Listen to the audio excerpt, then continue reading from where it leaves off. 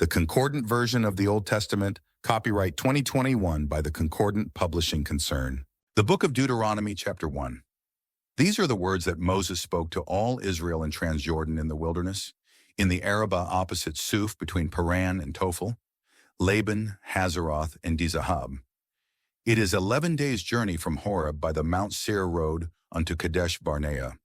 It came to be in the 40th year, in the 11th month, on day 1 of the month, that Moses spoke to all the sons of Israel according to all that Yahweh had instructed him concerning them. After his smiting Sihon king of the Amorite, who was dwelling in Heshbon, and Og king of Bashan, who was dwelling in Ashtaroth at Edrei. In Transjordan in the land of Moab, Moses was disposed to make this law plain by saying, Yahweh our Elohim, he spoke to us at Horeb, saying, Many days have you dwelt at this mountain. Turn around and take your journey and enter the hill country of the Amorite. Go to all his neighbors in the Arabah, in the hill country, in the low foothills, in the Negeb, and on the seashore, the land of the Canaanite and the Lebanon as far as the great stream, the stream Euphrates. See, I have set the land before you. Enter and tenant the land about which Yahweh had sworn to your fathers, to Abraham, to Isaac, and to Jacob, to give to them and to their seed after them. I spoke to you at that time, saying, I am not able to bear you alone. Yahweh your Elohim, he has made you multiply, and behold, you are today like the stars of the heavens for multitude. Yahweh Elohim of your fathers, may he add to you 1,000 times as many as you are, and may he bless you just as he promised to you. How shall I alone bear the encumbrance of you and the load of you in your disputes? Grant yourselves men wise and understanding, and known to your tribes, that I may place them as your heads. And you answered me and said, The word that you speak for us to do is good. So I took the heads of your tribes, men wise and known, and I placed them as heads over you, chiefs of thousands, chiefs of hundreds, chiefs of 50s, and chiefs of 10s, and clerks for your judges. And I instructed your judges at that time, saying, You are to hear the disputes between your brothers, and you will judge justly between a man and his brother or his sojourner. You shall not be biased in judgment. You shall hear the small as the great. You shall not shrink away from any man's face, because the judgment it is Elohim's. And the matter which is too hard for you, you shall bring near to me that I may hear it. Thus I instructed you at that time in all the things which you should do. We journeyed from Horeb and went through all that great and fear-inspiring wilderness, which you saw by way of the Amorite hill country, just as Yahweh our Elohim had instructed us, and we came as far as Kadesh Barnea.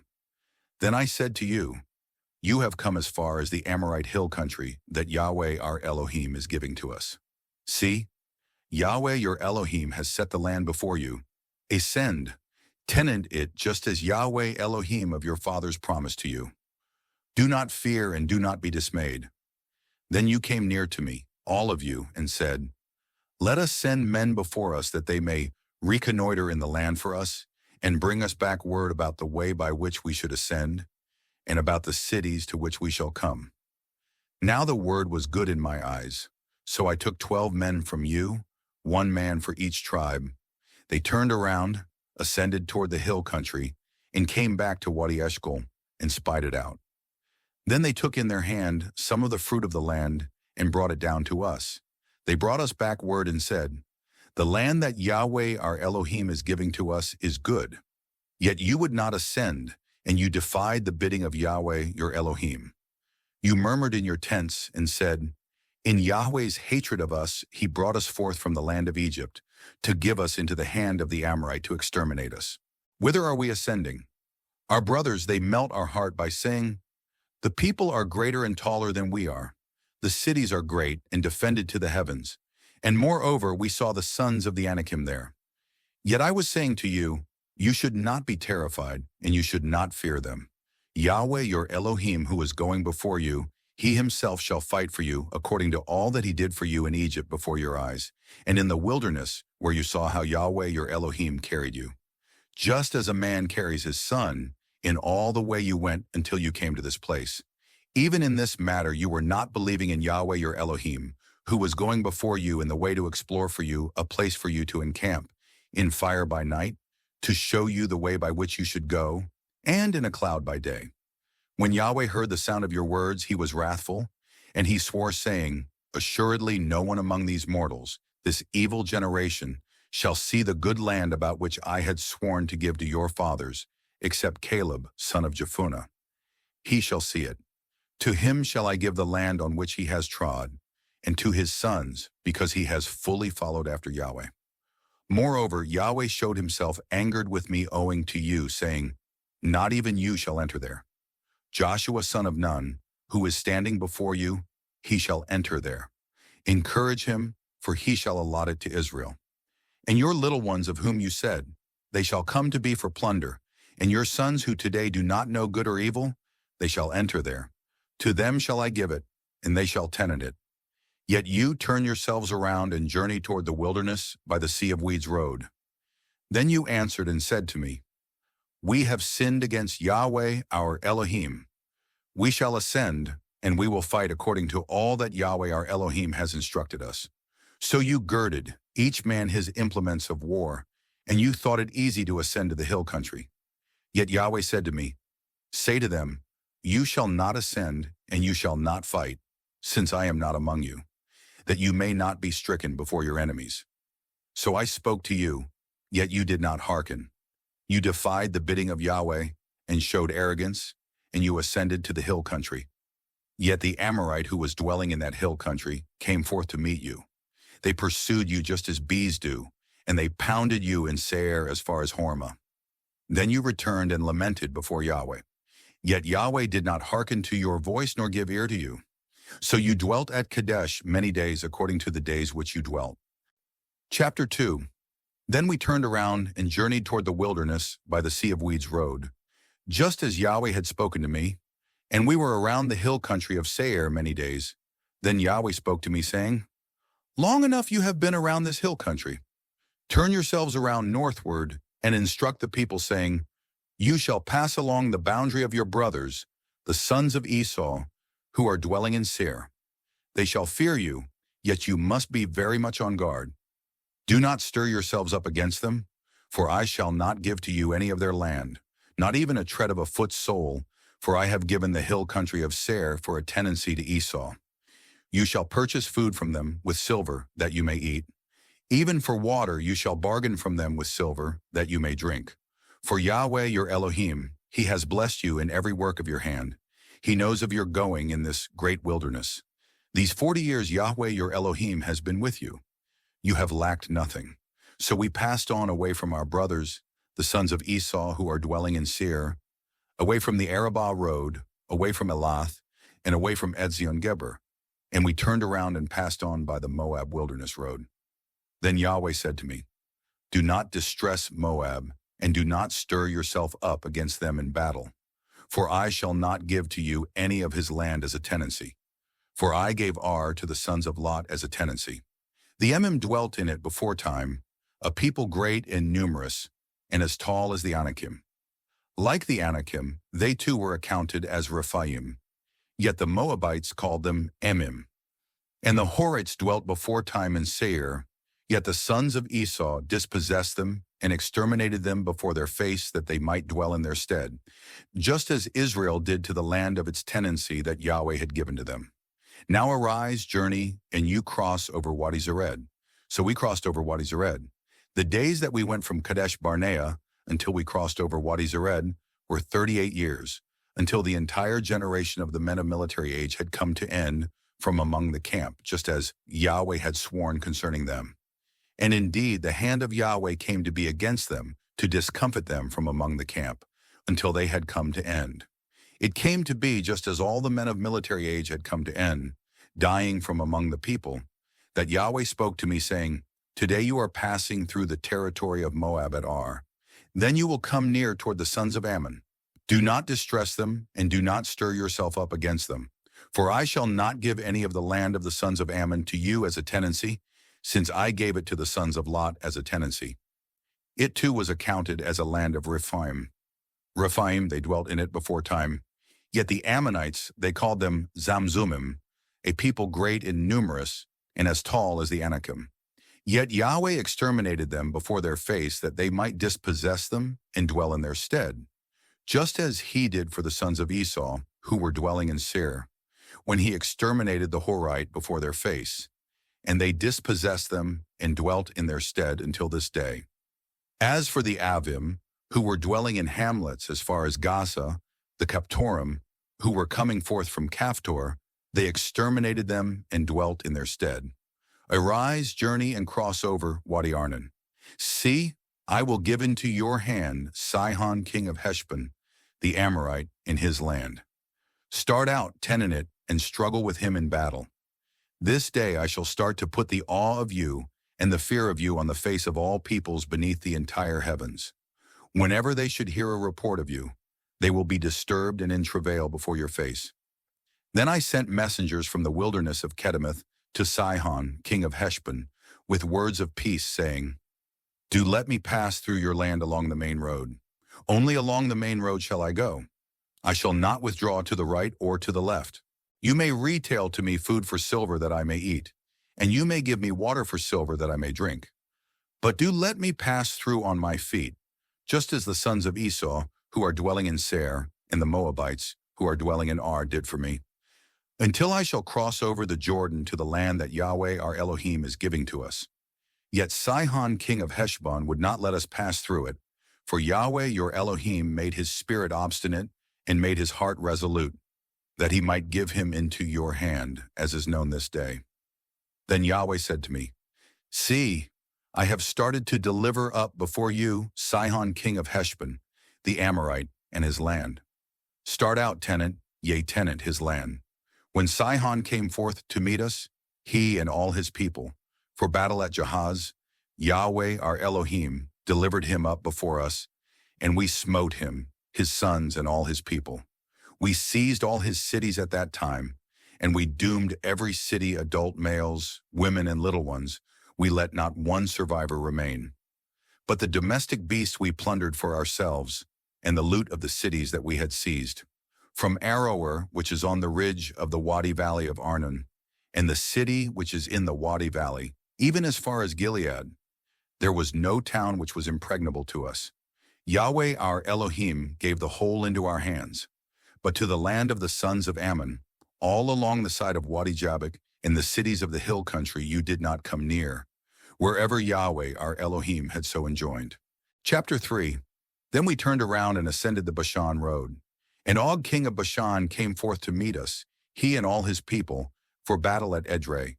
But Yahweh said to me, Do not fear him, for into your hand I will give him, all his people and his land.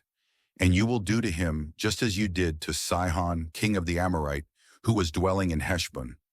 So Yahweh our Elohim also gave into our hand Og king of Bashan and all his people. And we smote him until no survivor at all was left remaining to him. Then we seized all his cities at that time.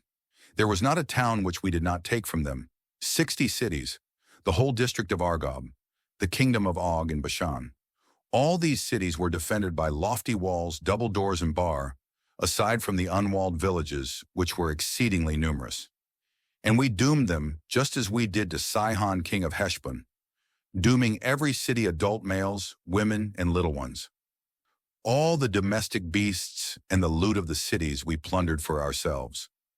At that time we took the land from the hand of the 2 kings of the Amorite, who were in Transjordan, from Wadi Arnon as far as Mount Hermon. The Sidonians call Hermon Syrian, and the Amorite call it Shinir.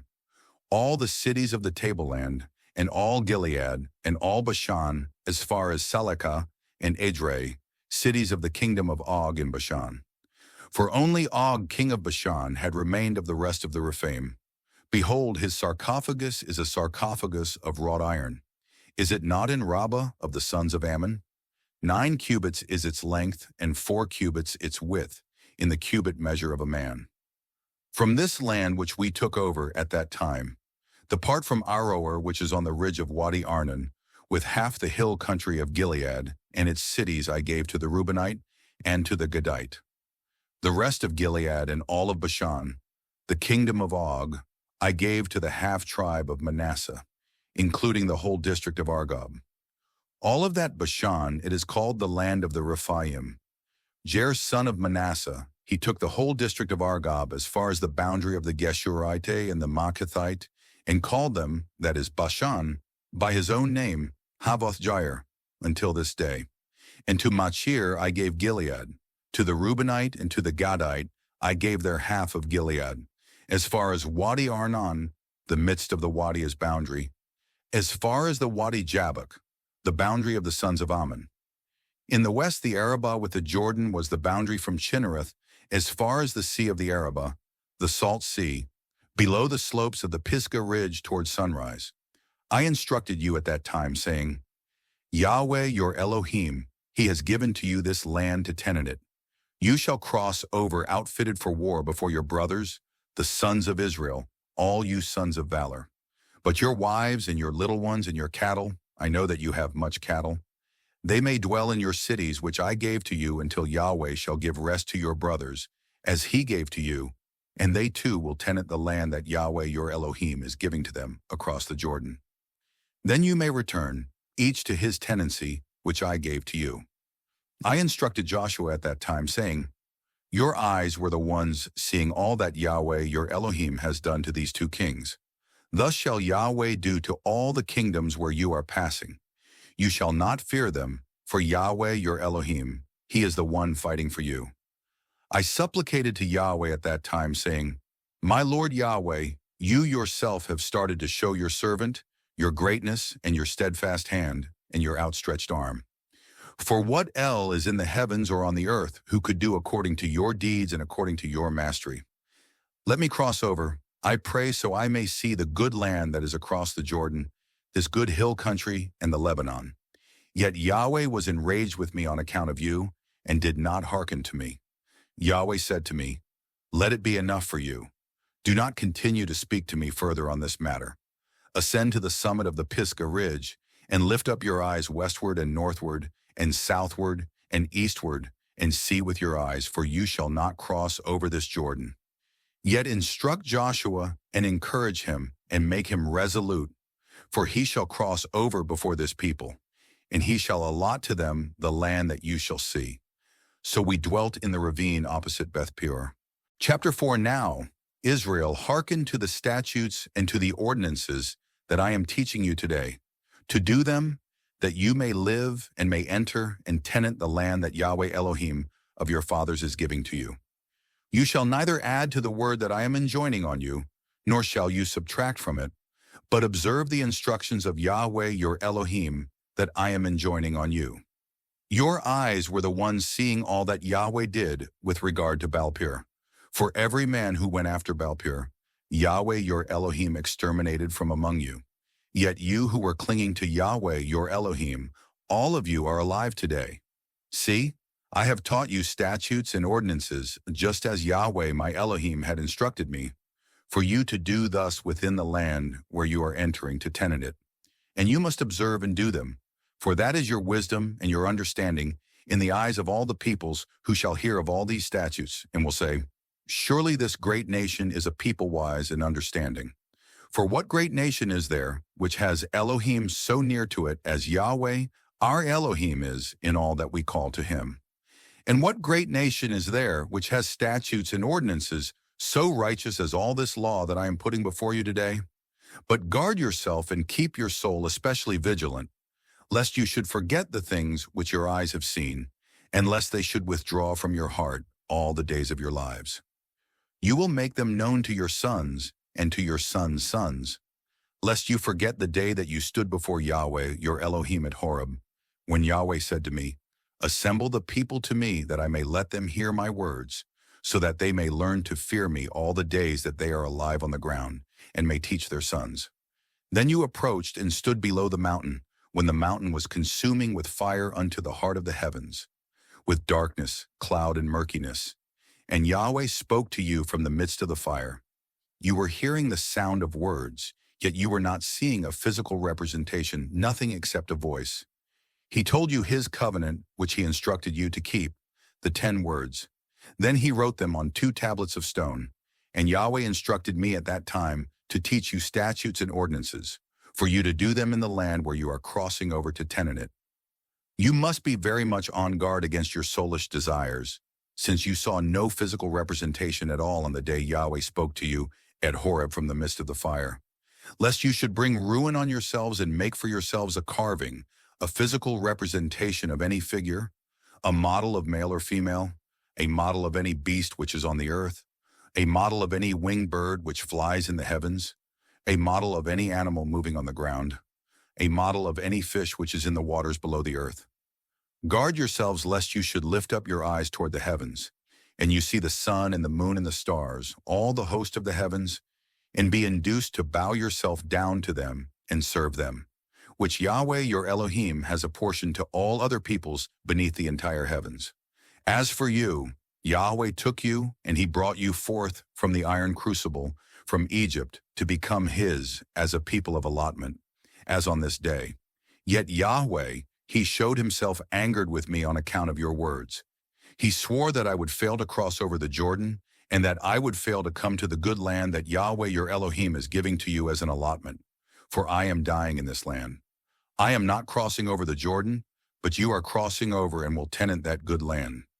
Guard yourselves lest you forget the covenant of Yahweh your Elohim that he contracted with you, and so you make for yourselves a carving, a physical representation of anything, against which Yahweh your Elohim had instructed you. For Yahweh your Elohim, he is a devouring fire, a jealous El. When you beget sons and sons of sons, and you find repose in the land, and then become corrupt and make a carving, a physical representation of anything, and do evil in the eyes of Yahweh your Elohim, so as to provoke him to vexation, I call the heavens and the earth to witness against you today, that you shall perish, yea, perish quickly off the land where you are crossing over the Jordan to tenant it. You shall not prolong your days on it, for you shall be exterminated, yea, exterminated. Yahweh will cause you to scatter among the peoples, and you will remain adult males of a small number among the nations where Yahweh shall lead you. And there you will serve other Elohim, the work of human hands of wood and stone, which are neither seeing nor hearing, neither eating nor smelling. Yet from there you will seek Yahweh your Elohim, and you will find him when you inquire for him with all your heart and with all your soul. In your distress, when all these things find you in the latter days, then you will return to Yahweh your Elohim, and you will hearken to his voice. For Yahweh your Elohim is a compassionate El. He shall neither neglect you nor bring ruin on you, nor shall he forget the covenant of your fathers about which he had sworn to them. For ask now about the former days which came before you, from the day that Elohim created humanity on the earth, and from one end of the heavens unto the other end of the heavens. Has there occurred anything like this great thing, or has anything been heard like it? Has a people ever heard the voice of the living Elohim speaking from the midst of the fire, just as you heard it and lived? Or has an Elohim ever tried to come and take for himself a nation from among another nation by trials, by signs and by miracles, by war, by a steadfast hand, and by an outstretched arm, and by great fear-inspiring deeds, such as all that Yahweh your Elohim did for you in Egypt before your eyes? You were shown this to know that Yahweh, he is the only Elohim. There is no one else aside from him. From the heavens he lets you hear his voice, to discipline you, and on the earth he showed you his great fire, and you heard his words from the midst of the fire. For inasmuch as he loved your fathers and chose their seed after them, and brought you forth from Egypt into his presence by his great vigor, to evict greater and more substantial nations than you from your presence, to bring you in and give to you their land as an allotment, as it is this day, so you know today, and you recall it to your heart that Yahweh, he is the only Elohim in the heavens above and on the earth beneath. There is no one else. Hence you will observe his statutes and his instructions, which I am enjoining on you today, that it may be well with you and your sons after you, and that you may prolong your days on the ground that Yahweh your Elohim is giving to you, all the days. Then Moses separated 3 cities in Transjordan toward the sunrise, for the fleeing there of the manslayer, who slays his associate without premeditation, when he was not hating him heretofore. Then he will flee to one of these cities that he may live, Bezer in the wilderness, in the tableland country for the Reubenite, and Ramoth in Gilead for the Gadite, and Golan in Bashan for the Manassite. This is the law that Moses placed before the sons of Israel.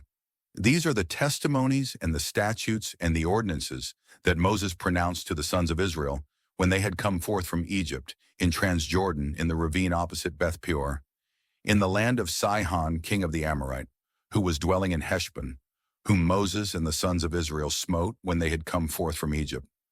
Then they tenanted his land and the land of Og, king of Bashan, two kings of the Amorite, who were in Transjordan toward the sunrise, from Aroer, which is on the ridge above Wadi Arnon, and as far as Mount Sirion, that is Hermon, and all the Transjordan Arabah toward the sunrise, and as far as the sea of the Arabah below the slopes of the Pisgah ridge.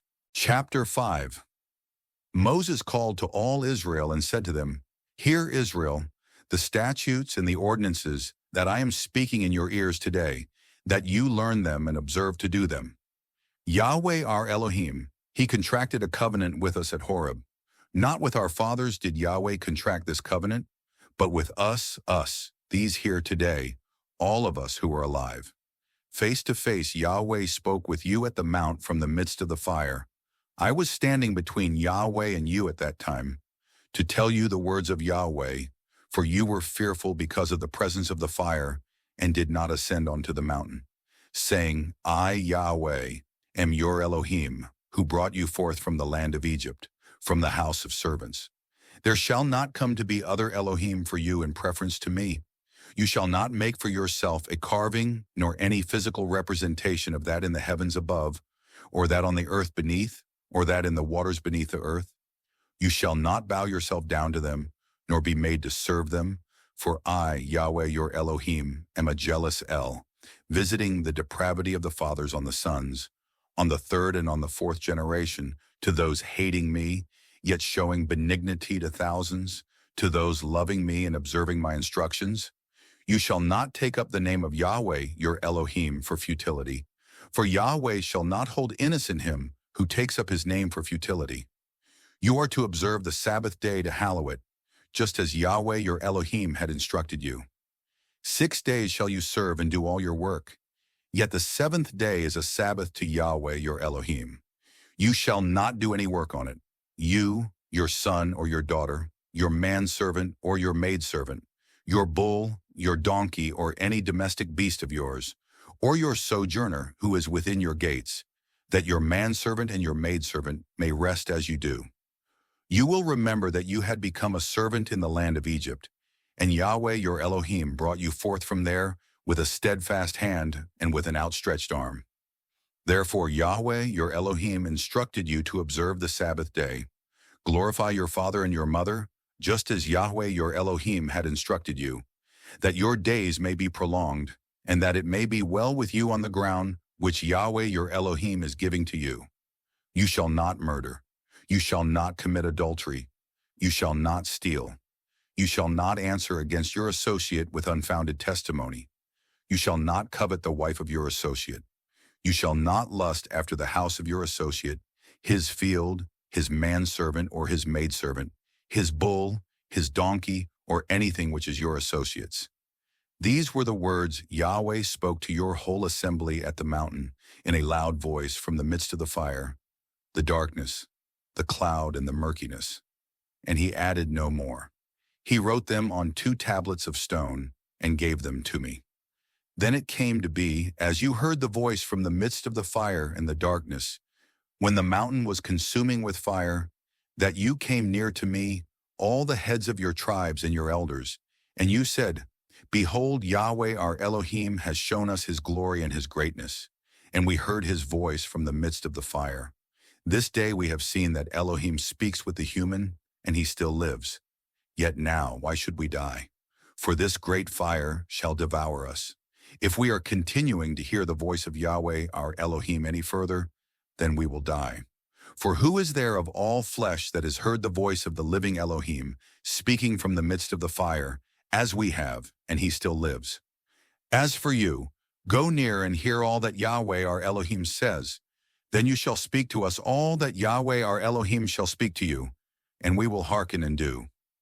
Yahweh heard the sound of your words when you spoke to me, and Yahweh said to me, I have heard the sound of the words of this people that they have spoken to you.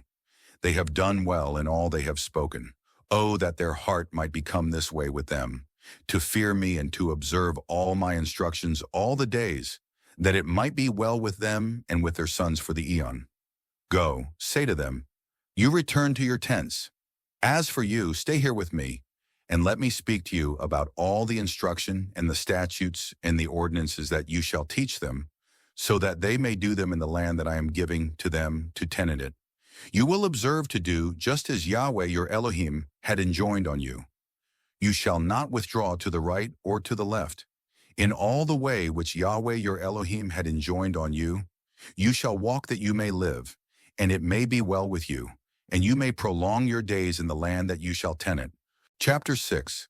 Now this is the instruction, the statutes and the ordinances that Yahweh your Elohim had enjoined on me to teach you, to keep in the land where you are crossing over to tenant it, that you may fear Yahweh your Elohim, so as to observe all his statutes and his instructions, which I am enjoining on you today. You and your son's son, all the days of your life, and that your days may be prolonged. You will hear then, Israel, and you will observe to do it, that it may be well with you, and that you may multiply exceedingly, just as Yahweh Elohim of your fathers promised to give to you a land gushing with milk and honey. Hear, Israel, Yahweh is our Elohim, Yahweh the only one. So you will love Yahweh your Elohim with all your heart and with all your soul and with all your intensity. These words which I am instructing you today will come to be in your heart. You will repeat them to your sons, and you will speak of them when you sit in your house, when you walk on the road, when you lie down, and when you arise. You will tie them for a sign on your hand, and they will come to be for the brow bands between your eyes. You will write them on the jambs of your house and on your gates. When it comes to be that Yahweh your Elohim brings you into the land about which he had sworn to your fathers, to Abraham, to Isaac, and to Jacob, to give to you great and good cities which you did not build, and houses full of all good things which you did not fill, and hewn cisterns which you did not hew, vineyards and olive trees which you did not plant, so that you will eat and be satisfied. Then guard yourself lest you should forget Yahweh your Elohim, who brought you forth from the land of Egypt, from the house of servants.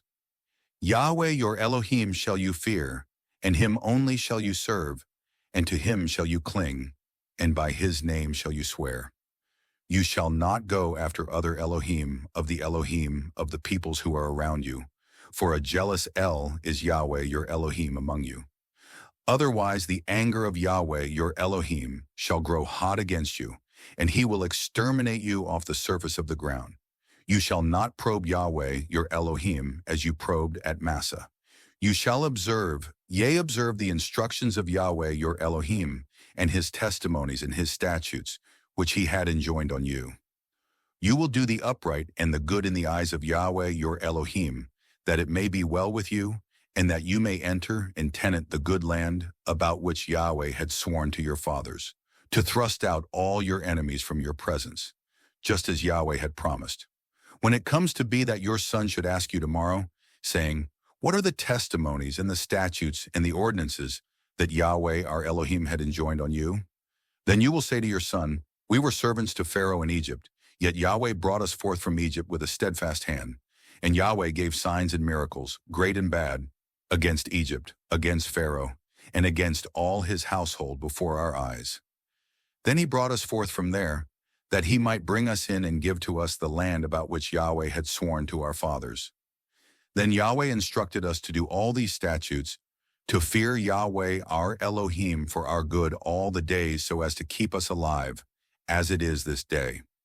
So it shall come to be righteousness for us when we observe to do all this instruction before Yahweh our Elohim, just as he had enjoined on us. Chapter 7. When Yahweh your Elohim brings you into the land where you're about to enter in order to tenant it, and he eases many nations out before your face, the Hittite, the Girgashite, the Amorite, the Canaanite, the Perizzite, the Hivite, and the Jebusite, 7 nations more numerous and substantial than you. When Yahweh your Elohim gives them up before you, and you smite them, then you shall doom them. You shall neither contract a covenant with them, nor be gracious to them, nor shall you intermarry with them. You shall not give your daughter to his son, and you shall not take his daughter for your son. For it might take away your son from following after me, and they might serve other Elohim, and the anger of Yahweh would grow hot against you, and he would exterminate you quickly. But rather thus shall you do to them. You shall tear down their altars, break their monuments, hack down their Asherah poles, and you shall burn their carvings with fire. For you are a people holy to Yahweh your Elohim. Yahweh your Elohim has chosen you to become his, a special people from all the peoples who are on the surface of the ground. It was not because your multitude was more than all the other peoples that Yahweh was attached to you and chose you, for you were the fewest of all the peoples. But it was because of the love of Yahweh for you, and because of his keeping the oath that he had sworn to your fathers, that Yahweh brought you forth with a steadfast hand, and ransomed you from the house of servants, from the hand of Pharaoh king of Egypt. Thus you will know that Yahweh your Elohim, he is the one, Elohim, the El, who is faithful, keeping the covenant and the kindness to those loving him, and to those observing his instructions for 1,000 generations, yet repaying the one hating him right to his face, so as to destroy him. He shall not delay toward one hating him right to his face. He shall repay him. Hence you will observe the instruction and the statutes and the ordinances which I am enjoining on you today, to keep them.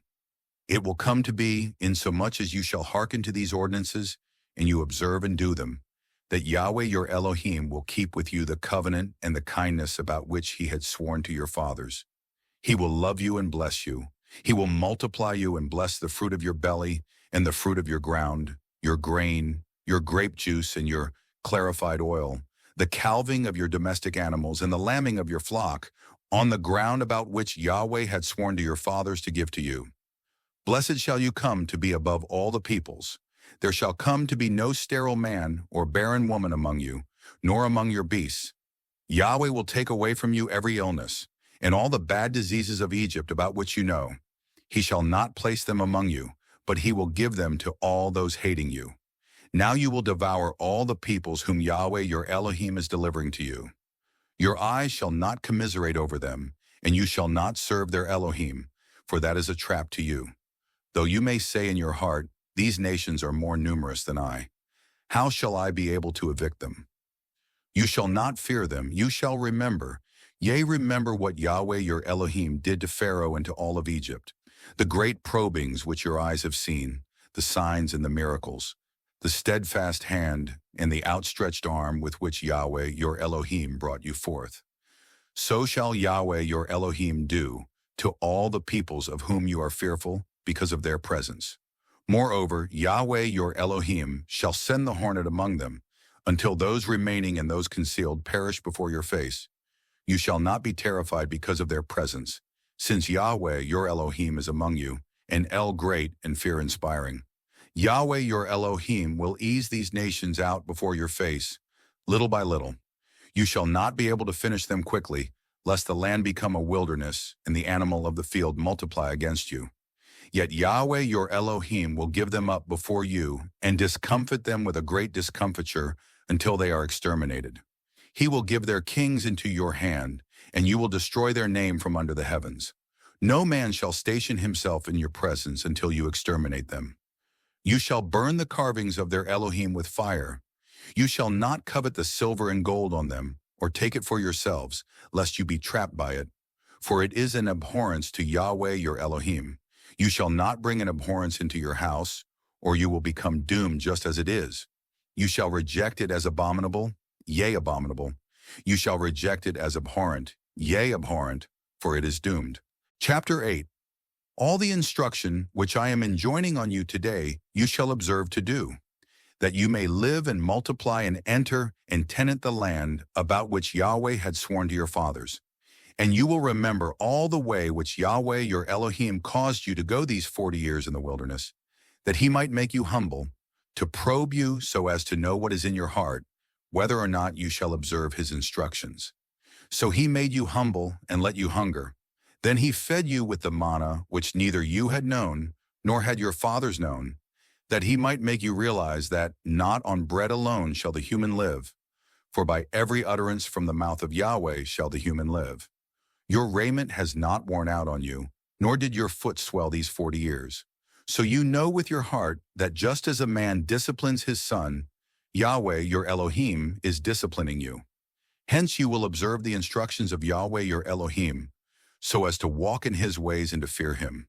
For Yahweh your Elohim is bringing you into a land good and wide, a land of watercourses, with water from springs and from the abyss coming forth in valley and in mountain, a land of wheat and barley and vine and fig and pomegranate, a land of olive oil and honey, a land in which you may eat bread, not in frugality. You shall not lack anything in it, a land whose stones have iron ore, and from its mountain ranges you may hew copper. When you have eaten and are satisfied, then you will bless Yahweh your Elohim for the good land that he has given to you. Guard yourself lest you should forget Yahweh your Elohim by failing to observe his instructions and his ordinances and his statutes that I am enjoining on you today, lest when you eat and are satisfied and build good houses, and you dwell in them, and your herd and your flock, they multiply in silver and gold. It increases for you, and all that is yours it is abundant. Then your heart becomes exalted, and you forget Yahweh your Elohim, who was bringing you forth from the land of Egypt, from the house of servants, who was causing you to go through the great and fear-inspiring wilderness, with burning serpents and scorpions and thirsty ground in which there is no water, who was bringing forth for you water from the flinty rock, who was feeding you in the wilderness with manna, which your fathers had not known, that he might make you humble and that he might probe you, to do you good in your latter days. Guard yourself lest you say in your heart, my vigor and the staunchness of my hand make for me this great estate. Yet you will remember Yahweh your Elohim, for he is the one giving to you the vigor to make this estate, that he may confirm his covenant that he had sworn to your fathers, to Abraham, to Isaac, and to Jacob, as in this day. It will come to be that if you forget, yea, forget Yahweh your Elohim, and you go after other Elohim and serve them and bow yourself down to them, I testify against you today that you shall perish, yea, perish. Like the nations which Yahweh is destroying before your face, so shall you perish, inasmuch as you do not hearken to the voice of Yahweh your Elohim. Chapter 9. Hear, Israel. Today you are ready to cross over the Jordan, to enter to dispossess nations greater and more substantial than you, cities great and defended to the heavens, a people great and tall, the sons of the Anakim whom you know, and of whom you have heard it said, who shall station himself before the sons of Anak? You will know then today that Yahweh your Elohim, he is the one crossing over before you as a devouring fire. He himself shall exterminate them, and he himself shall make them submit before you. Yet you must evict them and destroy them quickly, just as Yahweh has spoken to you. Do not say in your heart when Yahweh your Elohim thrusts them out from before you, saying, because of my own righteousness, Yahweh brings me in to tenant this land. Rather, it is because of the wickedness of these nations that Yahweh is evicting them before your face. It is not because of your own righteousness or the uprightness of your own heart that you are entering to tenant their land. For it is because of the wickedness of these nations that Yahweh your Elohim is evicting them before your face, and that he may confirm the word that Yahweh had sworn to your fathers, to Abraham, to Isaac, and to Jacob. You will know then that it is not because of your own righteousness that Yahweh your Elohim is giving to you this good land to tenant it, for you are a stiff-necked people. Remember, do not forget that you provoked Yahweh your Elohim to wrath in the wilderness. From the day in which you went forth from the land of Egypt until you came to this place, you were rebellious against Yahweh. Even at Horeb you provoked Yahweh to wrath, and Yahweh showed himself angered with you enough to exterminate you. When I ascended to the mountain to take down the tablets of stone, the tablets of the covenant that Yahweh contracted with you, I dwelt on the mountain 40 days and 40 nights. Bread I did not eat, and water I did not drink.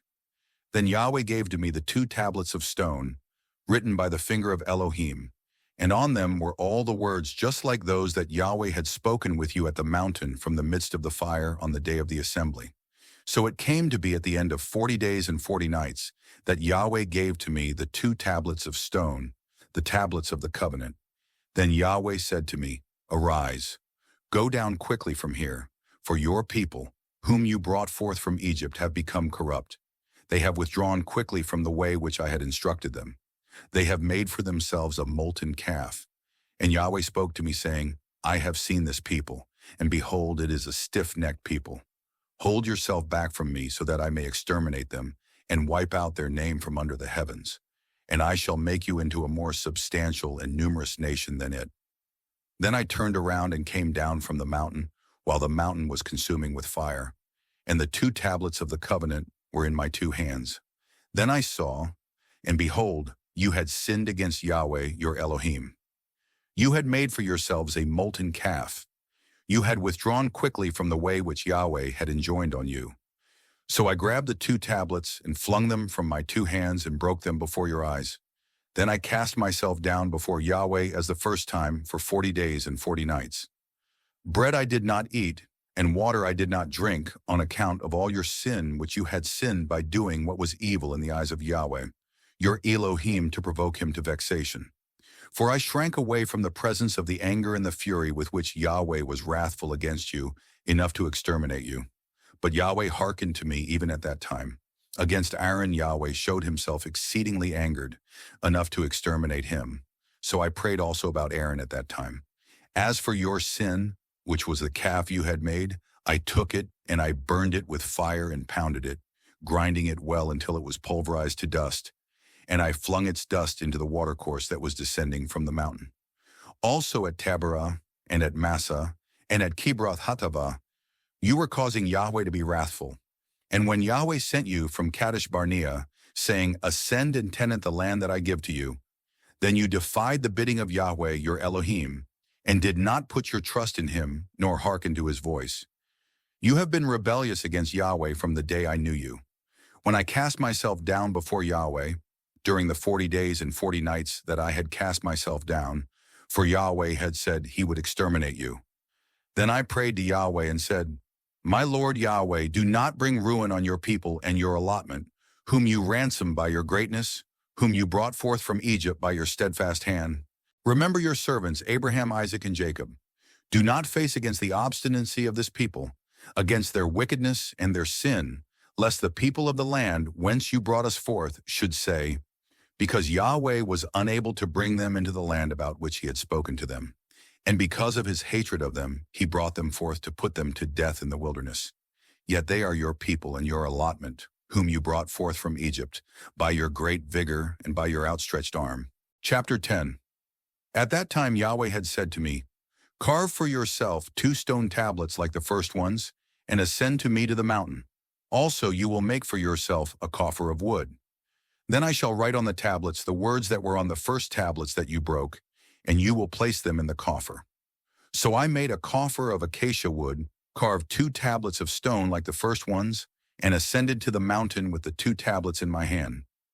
Then he wrote on the tablets, like the first writing, the 10 words that Yahweh had spoken to you at the mountain from the midst of the fire on the day of the assembly. And Yahweh gave them to me. So I turned around and descended from the mountain and placed the tablets in the coffer that I had made, and there they came to be, just as Yahweh had instructed me. The sons of Israel, they journeyed from the wells of Benajacan to Mosera. There Aaron died, and he was entombed there. And Eleazar his son served as priest in his stead. From there they journeyed to Gudgoda, and from Gudgoda to Jotbatha, a land of watercourses with water. At that time Yahweh separated the tribe of Levi to carry the coffer of the covenant of Yahweh, to stand before Yahweh to minister to him and to bless in his name until this day. Therefore Levi came to have no portion or allotment with his brothers. Yahweh, he is his allotment, just as Yahweh your Elohim had spoken concerning him. As for me, I stayed on the mountain as on the first days, 40 days and 40 nights, and Yahweh hearkened to me also at that time. Yahweh would not bring ruin on you. Then Yahweh said to me, Arise, go on your journey before this people that they may enter and tenant the land about which I had sworn to their fathers to give to them. And now, Israel, what is Yahweh your Elohim asking of you? Save to fear Yahweh your Elohim, to walk in all his ways, to love him and to serve Yahweh your Elohim with all your heart and with all your soul, to observe the instructions of Yahweh your Elohim and his statutes that I am enjoining on you today for your good? Behold, to Yahweh your Elohim belong the heavens and the heavens of the heavens, the earth and all that is in it. But Yahweh was attached to your fathers to love them, so that he chooses their seed after them, you out of all the peoples, as it is this day. Hence you will circumcise the foreskin of your heart, and you should no longer stiffen your neck. For Yahweh your Elohim, he is the Elohim of Elohim, and the Lord of lords, the El, the great, the masterful and the fear-inspiring one, who neither shows partiality nor takes a bribe, the one enacting the customary rights of orphan and widow, the one loving the sojourner so as to give him bread and raiment. You will love the sojourner, for you became sojourners in the land of Egypt. Yahweh your Elohim shall you fear, and him shall you serve. To him shall you cling, and by his name shall you swear. He is your praise, and he is your Elohim, who did for you these great and fear-inspiring deeds that your eyes saw. With 70 souls your fathers went down to Egypt. Yet now Yahweh your Elohim has made you as the stars of the heavens for multitude. Chapter 11. Hence you will love Yahweh your Elohim, and observe his charge, his statutes, his ordinances, and his instructions all the days. You know today, though not your sons, who have not known and who have not seen, the discipline of Yahweh your Elohim, his greatness, his steadfast hand, and his outstretched arm, his signs and his deeds that he did in the midst of Egypt, to Pharaoh king of Egypt, and to all his land, and what he did to Egypt's army, to its horses and to its chariots, when he caused the waters of the sea of weeds to float over their faces in their pursuit after you. Thus Yahweh destroyed them until this day. You know what he did for you in the wilderness, until you came as far as this place, and what he did to Dathan and to Abiram, sons of Eliab, son of Reuben, when the earth opened wide its mouth and swallowed them up, even with their households and their tents, and everyone who had risen, who had walked in their footsteps, from among all Israel. For your eyes were the ones seeing all the great deeds of Yahweh that he has done.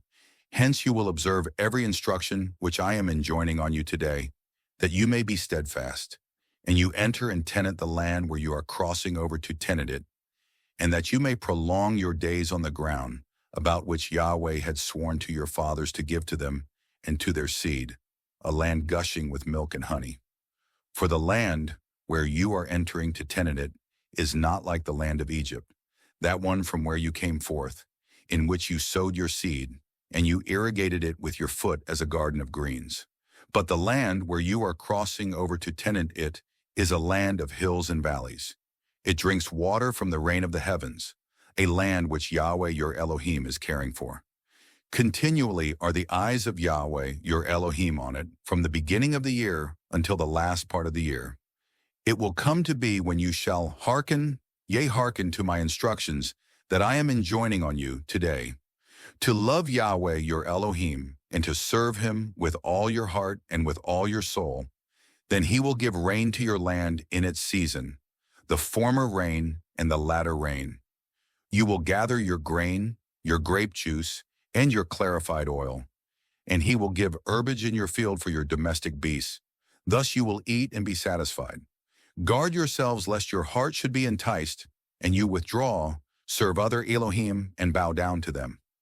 Then the anger of Yahweh will grow hot against you, and he will restrain the heavens so that there shall be no rain, and the ground it shall not yield its crop, and you will perish quickly off the good land that Yahweh is giving to you. Hence you will place these my words in your heart and in your soul, and you will tie them as a sign on your hand, and let them come to be as brow bands between your eyes. You will teach them to your sons, speaking of them when you sit in your house, when you walk on the road, when you lie down, and when you arise. You will write them on the jambs of your house and on your gates, that your days and the days of your sons may be many on the ground, about which Yahweh had sworn to your fathers to give to them, as many as the days of the heavens over the earth.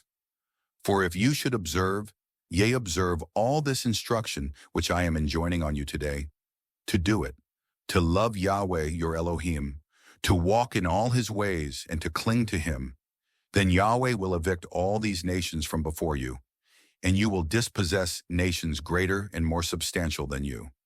Every place on which the sole of your foot treads shall become yours. From the wilderness in the Lebanon, from the great stream, the stream Euphrates, as far as the western sea, it shall become your territory. No man shall station himself in your presence.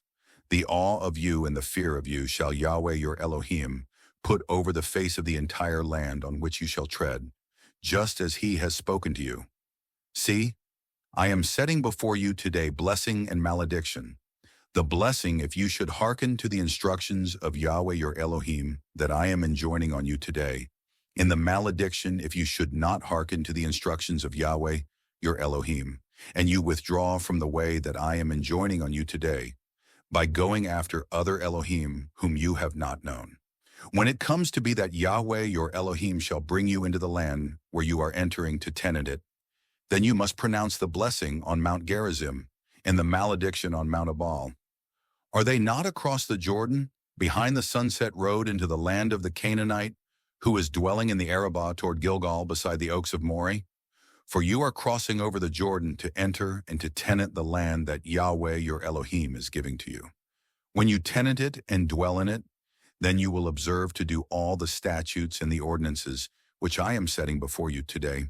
Chapter 12. These are the statutes and the ordinances which you shall observe to do in the land that Yahweh Elohim of your fathers gives to you, to tenant it all the days that you are alive on the ground. You shall destroy, yea, destroy all the places where the nations, whom you are dispossessing, have served their Elohim on the high mountains, on the hills and under every flourishing tree. You will tear down their altars and break their monuments. Their Asherah poles you shall burn with fire, and the carvings of their Elohim you shall hack down. Thus you will destroy their name from that place. Not so shall you do to Yahweh your Elohim, but rather for the place that Yahweh your Elohim shall choose from all your tribes. To establish his name there, you shall inquire for his tabernacle, and there will you come. You will bring there your ascent offerings and your sacrifices, your tithes and the heave offering of your hand, your vow offerings and your voluntary offerings, and the firstlings of your herd and your flock. You will eat there before Yahweh your Elohim, and you will rejoice in every undertaking of your hand, you and your households with which Yahweh your Elohim has blessed you. You shall not do according to all that we are doing here today, each man everything that is upright in his own eyes, because until now you have not come to the resting place and to the allotment that Yahweh your Elohim is giving to you. When you cross over the Jordan and dwell in the land that Yahweh your Elohim is giving to you as an allotment, and he gives rest to you from all your enemies from round about, so that you may dwell in serenity, then it will come to be, the place where Yahweh your Elohim shall choose to tabernacle his name, there shall you bring all that I am instructing you, your ascent offerings and your sacrifices, your tithes, the heave offering of your hand, and all your choice vow offerings, which you shall vow to Yahweh. You will rejoice before Yahweh your Elohim, you, your sons and your daughters, your manservants, your maidservants, and the Levite who is within your gates, for he has no portion or allotment among you. Guard yourself lest you bring up your ascent offerings in any other place which you may select, but rather in the place that Yahweh shall choose in one of your tribes. There shall you bring up your ascent offerings, and there shall you do all that I am instructing you. But with all the yearning of your soul you may slaughter and eat flesh within all your gates, according to the blessing of Yahweh your Elohim, which he gives to you. The unclean among you and the clean they may eat it, as of the gazelle and as of the stag. But the blood you shall not eat. On the earth shall you pour it out like water. You cannot eat within your gates the tithe of your grain, of your grape juice and of your clarified oil, or the firstlings of your herd and your flock, or any of your vow offerings which you shall vow, or your voluntary offerings or the heave offering of your hand. But rather you shall eat it before Yahweh your Elohim in the place that Yahweh your Elohim shall choose. You, your son and your daughter, your manservant and your maidservant, and the Levite who is within your gates. Then you will rejoice before Yahweh your Elohim in every undertaking of your hand. Guard yourself lest you should forsake the Levite any of your days on your ground. When Yahweh your Elohim widens your territory, just as he spoke to you, and you say, "Do let me eat flesh," for your soul yearns to eat flesh, you may eat flesh with all the yearning of your soul. In case the place where Yahweh your Elohim shall choose to place his name is far from you, then you may slaughter of your herd and of your flock which Yahweh gave to you, just as I instructed you, and you may eat it within your gates with all the yearning of your soul.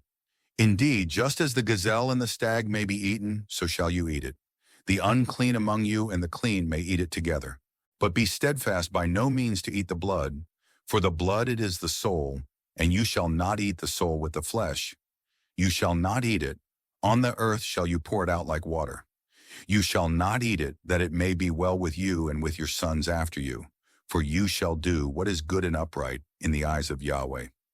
But as for your holy gifts which you shall come to have, and your vow offerings, you shall carry them, and you will come to the place that Yahweh shall choose.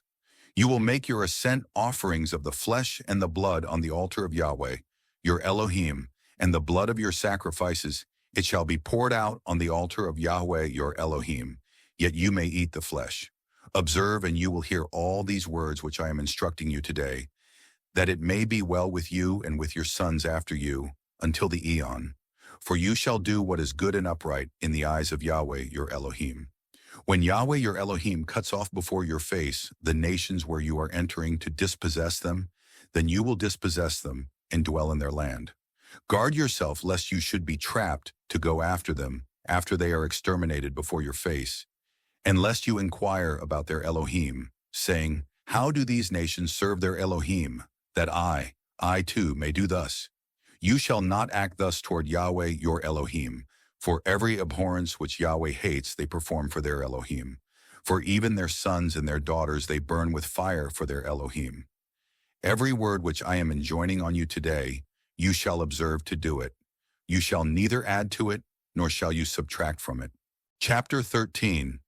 In case there arises a prophet or a dreamer of dreams among you, and he gives to you a sign or a miracle, and the sign or the miracle comes about, of which he spoke to you, saying, do let us go after other Elohim, whom you have not known, and let us serve them. You shall not hearken to the words of that prophet or to that dreamer of dreams, because Yahweh your Elohim is probing you to know whether you are loving Yahweh, your Elohim, with all your heart and with all your soul.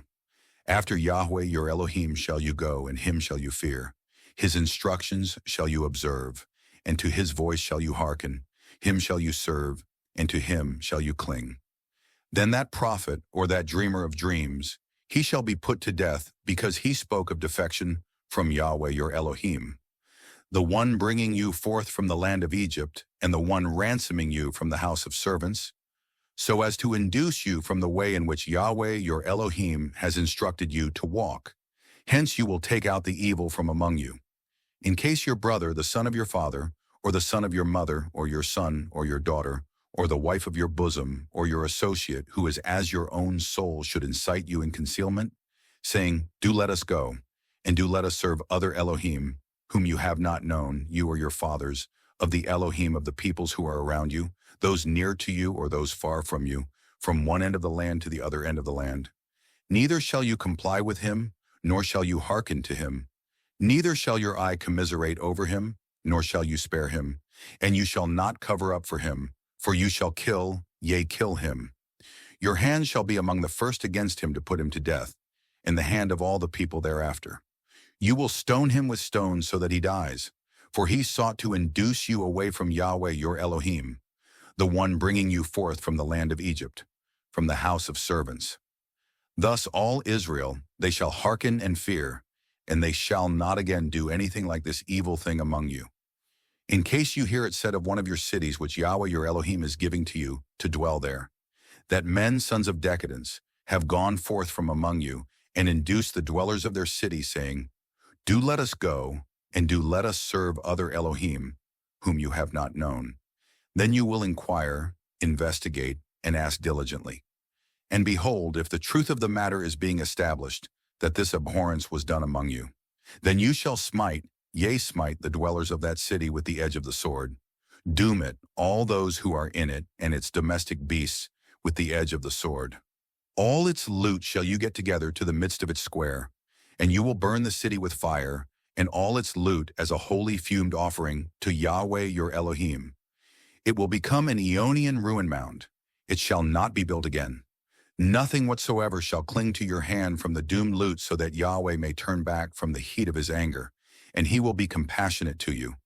He will show you compassion and cause you to increase, just as he had sworn to your fathers, provided that you shall hearken to the voice of Yahweh your Elohim, to observe all his instructions which I am enjoining on you today, to do what is upright and good in the eyes of Yahweh your Elohim. Chapter 14. Sons are you to Yahweh your Elohim. You shall neither slash yourselves nor make a baldness between your eyes for a dead one. For you are a people holy to Yahweh your Elohim, and Yahweh your Elohim chose you to belong to him as a special people above all the peoples who are on the surface of the ground. You shall not eat anything abhorrent. This is the beast that you may eat: the bull, the flockling of the sheep and the flockling of the goats, the stag, the gazelle, the booble, the wild goat, the addax, the antelope, and the mountain sheep, and any other beast bisecting the hoof, cleaving the cleft into two hooves and bringing up the cud. Among beasts it you may eat. Only this you may not eat of those bringing up the cud and of those bisecting the cloven hoof: the camel, the hare, and the coney, for they are bringing up the cud, yet do not bisect the hoof. They are unclean to you. And the swine, for it is bisecting the hoof and cleaving the cleft of the hoof, yet it is not stirring up the cud. It is unclean to you. From their flesh you shall not eat, and their carcass you shall not touch. This you may eat of all that is in the waters. Anything which has fins and scales you may eat. Yet anything which has no fins and scales you shall not eat. It is unclean to you.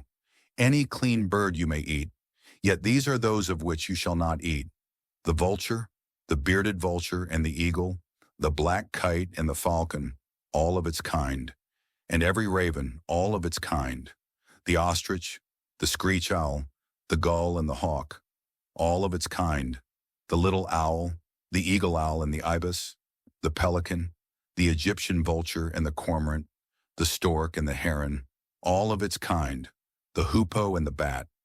Every swarmer of the flyers, it is unclean to you. They shall not be eaten. Every clean flyer you may eat. You shall not eat any carcass. You may give it to the sojourner who is within your gates, so that he may eat it, or sell it to a foreigner, for you are a people holy to Yahweh your Elohim. You shall not cook a kid in the milk of its mother. You shall tithe, yea, tithe, all the yield of your seed, which is coming forth from the field year by year. You will eat before Yahweh your Elohim, in the place where Yahweh your Elohim shall choose to tabernacle his name, the 10th of your grain, your grape juice and your clarified oil, the firstlings of your herd and of your flock, that you may learn to fear Yahweh your Elohim all the days. Yet in case the way is too much for you, so that you are not able to carry it, because the place where Yahweh your Elohim shall choose to place his name is far from you, seeing that Yahweh your Elohim has blessed you, then you will convert it into silver, bundle the silver in your hand, and go to the place that Yahweh your Elohim shall choose. You will give the silver for anything after which your soul may yearn: for one of the herd or one of the flock, for wine, for intoxicant, or for anything which your soul may ask of you. Then you will eat there before Yahweh your Elohim, and you will rejoice, you and your household. Now the Levite who is within your gates, you shall not forsake him, for he has no portion or allotment with you. At the end of every 3 years you shall bring forth all the tithe of your yield in that year, and you will leave it within your gates, that the Levite may come, for he has no portion or allotment with you. And the sojourner, the orphan, and the widow who are within your gates, and they may eat and be satisfied, so that Yahweh your Elohim may bless you in all the work of your hand which you do. Chapter 15. At the end of 7 years you shall make a release. And this is the term of the release: every creditor is to release the loan of his hand that he lent to his associate. He shall not exact it from his associate or his brother, for Yahweh's release has been proclaimed. From the foreigner you may exact it. Yet that which you came to have from your brother, let your hand release it. Only that there should be no needy one among you, for Yahweh shall bless, yea, bless you in the land that Yahweh your Elohim is giving to you, as an allotment to tenant it. Now if you should hearken, yea, hearken to the voice of Yahweh your Elohim, so as to observe and to do all this instruction that I am enjoining on you today, then Yahweh your Elohim, he will bless you, just as he promised to you. And you will cause many nations to give you securities, yet you yourself shall give no securities. You will rule over many nations, but they shall not rule over you. In case there should be among you a needy person, one of your brothers within one of your gates in your land that Yahweh your Elohim is giving to you, you shall neither make your heart rigid, nor shut your hand from your needy brother. Rather you shall open your hand to him, and let him give security, yea, security sufficient for his lack that is lacking to him. Guard yourself, lest there should be in your heart the decadent word, saying, the 7th year is near, the year of the release, so that your eye is evil toward your needy brother, and you give him nothing. Then he may call out to Yahweh concerning you, and it will be held as a sin against you. You shall give, yea, give to him, and your heart shall not feel bad at your giving to him. For owing to this matter Yahweh, your Elohim shall bless you in all your work and in every undertaking of your hand. Since the needy one shall not leave off from being within the land, therefore I am instructing you, saying, you shall open your hand to your brother, to your humble one, and to your needy one in your land. In case your brother should be sold to you, a Hebrew man or a Hebrew woman who has served you 6 years, then in the 7th year you shall dismiss him from you free. And when you dismiss him from you free, you shall not send him away empty-handed. You shall furnish him some from your flock, from your threshing site, and from your winnow. Just as Yahweh your Elohim has blessed you, shall you give to him. You will remember that you had become a servant in the land of Egypt, and Yahweh your Elohim ransomed you. Therefore I am instructing you to do this word today. But it may be that he says to you, I shall not go forth from you, since he loves you and your household, because it was well for him with you. Then you take an awl and put it through his ear and into the door, and he will come to be your Ionian servant, and so you shall do to your maidservant too. It should not seem hard in your eyes when you dismiss him from you free, because he was worth double the hire of a hireling when he served you 6 years. So Yahweh your Elohim will bless you in all that you shall do.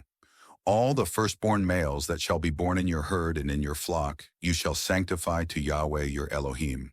You shall neither serve with the firstborn of your kind, nor shall you shear the firstborn of your flock.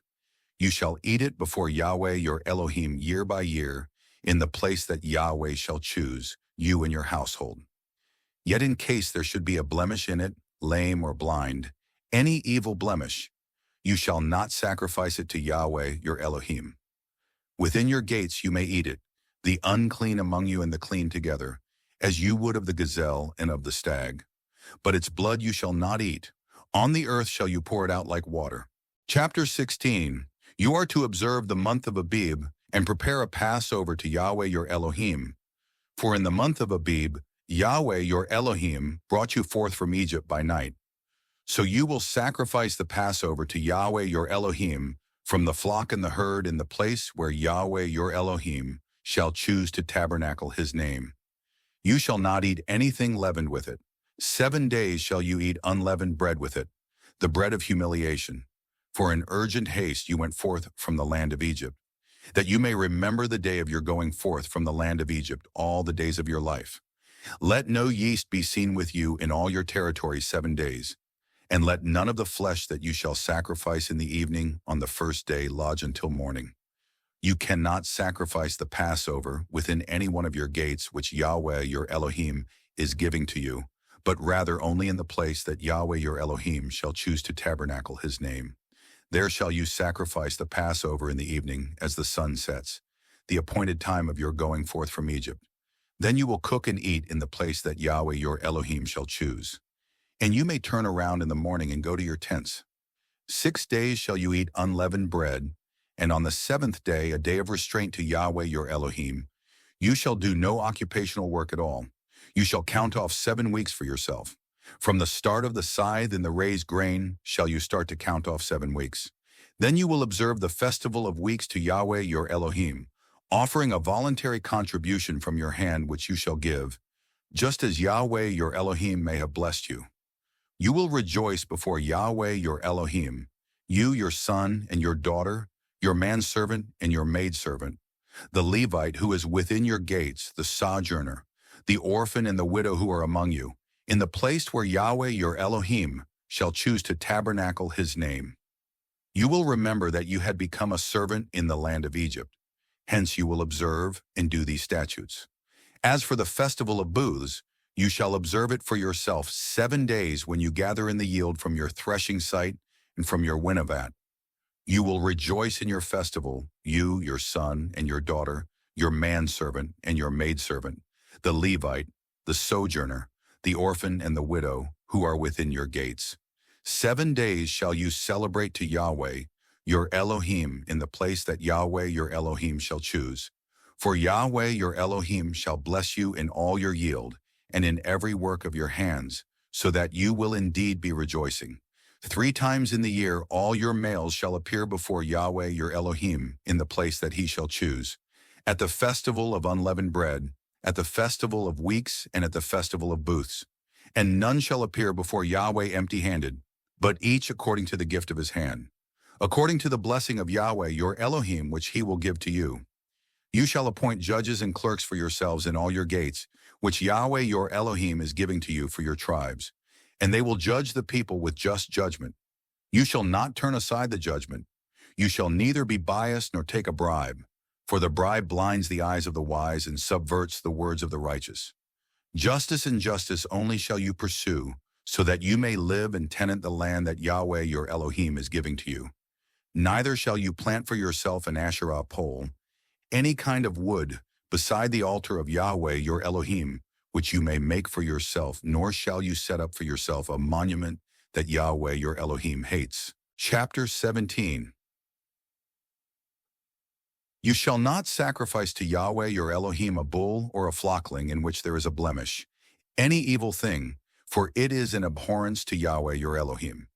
In case there should be found among you, within one of your gates which Yahweh your Elohim is giving to you, a man or a woman who does evil in the eyes of Yahweh your Elohim so as to trespass against his covenant, and he goes and serves other Elohim and bows himself down to them or to the sun or to the moon or to any of the host of the heavens, something that I have instructed not to do, and it has been told to you and you have heard it, then you will inquire diligently. And behold, if the truth of the matter is established, that this abhorrence was done in Israel, then you will bring forth that man or that woman who did this evil thing to your gates, the man or the woman, and you will stone them with stones so that they die. At the mouth of 2 witnesses or 3 witnesses, the one about to die shall be put to death. He shall not be put to death at the mouth of 1 witness. The hands of the witnesses shall come to be the first against him to put him to death, and then the hands of all the people afterward. Thus you will take out the evil from among you, in case a matter for judgment should be too difficult for you, between blood and blood, between adjudication and adjudication, and between assault and assault. Any matters of contentions in your gates, then you will arise and ascend to the place which Yahweh your Elohim shall choose. And you will come to the priests, the Levites, and to the judge who shall come to be in those days. They will inquire and tell you the word of judgment. Then you will act in accordance with the word that they shall tell you from that place that Yahweh your Elohim shall choose. You will observe to act according to all that they shall direct you, in accordance with the law by which they shall direct you, and according to the judgment that they shall deliver to you, you shall act. You shall not withdraw from the word that they shall tell you, either to the right or left. Yet the man who acts with arrogance by not hearkening at all to the priest, who is standing to minister in the name of Yahweh your Elohim, or to the judge, that man must die. Thus you will take out the evil from Israel and all the people. They shall hear and fear, and not act arrogantly again. When you come to the land that Yahweh your Elohim is giving to you, and you tenant it and dwell in it, and you say, "Do let me set a king over me, like all the nations who are around me," then you shall set over you a king, whom Yahweh your Elohim shall choose. From among your brothers shall you set a king over you. You cannot put over you a foreign man who is not of your brothers. But he shall neither increase horses for himself, nor cause his people to return to Egypt, in order to get many more horses. For Yahweh, he has said to you, You should not again return in this way further. He shall neither increase wives for himself, that his heart may not withdraw, nor increase silver and gold for himself to excess. It will come to be when he is seated on the throne of his kingdom, that he will write for himself a duplicate of this law on a scroll from the one before the priests, the Levites. And it will be with him, and he will read in it all the days of his life, that he may learn to fear Yahweh his Elohim, to observe all the words of this law and these statutes, to do them, by no means to exalt his heart above his brothers, and by no means to withdraw from the instruction, either to the right or left, so that he may prolong his days on the throne of his kingdom, he and his sons among Israel. Chapter 18. There shall be for the priests, the Levites, the entire tribe of Levi, neither portion nor allotment with Israel. They shall eat the fire offerings of Yahweh as their allotment. Yet there shall be for them no allotment among their brothers. Yahweh, he is their allotment, just as he had spoken concerning them. This then shall be the priest's due portion from the people, from the one sacrificing the sacrifice, whether bull or flockling. One will give to the priest the shank, both the cheeks and the pelvis. The first fruit of your grain, of your grape juice, and your clarified oil, and the first of the fleece of your flock shall you give to him. For Yahweh your Elohim has chosen him from all your tribes to stand before Yahweh your Elohim, to minister and to bless in the name of Yahweh, him and his sons, all the days. In case a Levite should come from one of your gates, from anywhere in Israel where he sojourned, he may come with all the yearning of his soul to the place that Yahweh shall choose. Then he may minister in the name of Yahweh, his Elohim, like all his brothers, the Levites, those standing there before Yahweh. Portion for portion shall he eat, besides what comes from his sales of the father's holdings. When you come to the land that Yahweh your Elohim is giving to you, you shall not learn to act according to the abhorrences of those nations. There shall not be found among you one causing his son or his daughter to pass through fire, or one divining divinations, or consulting clouds, auguring or enchanting or charming with charms, one asking of a medium or wizard or inquiring after the dead. For anyone doing these things is an abhorrence to Yahweh your Elohim, and owing to these abhorrences Yahweh your Elohim is evicting them from your presence. Flawless shall you come to be with Yahweh your Elohim. For these nations whom you are dispossessing, they hearken to cloud consulters and diviners. As for you, Yahweh your Elohim does not allow you to do so. A prophet from among you, from your brothers like me, shall Yahweh your Elohim raise up for you.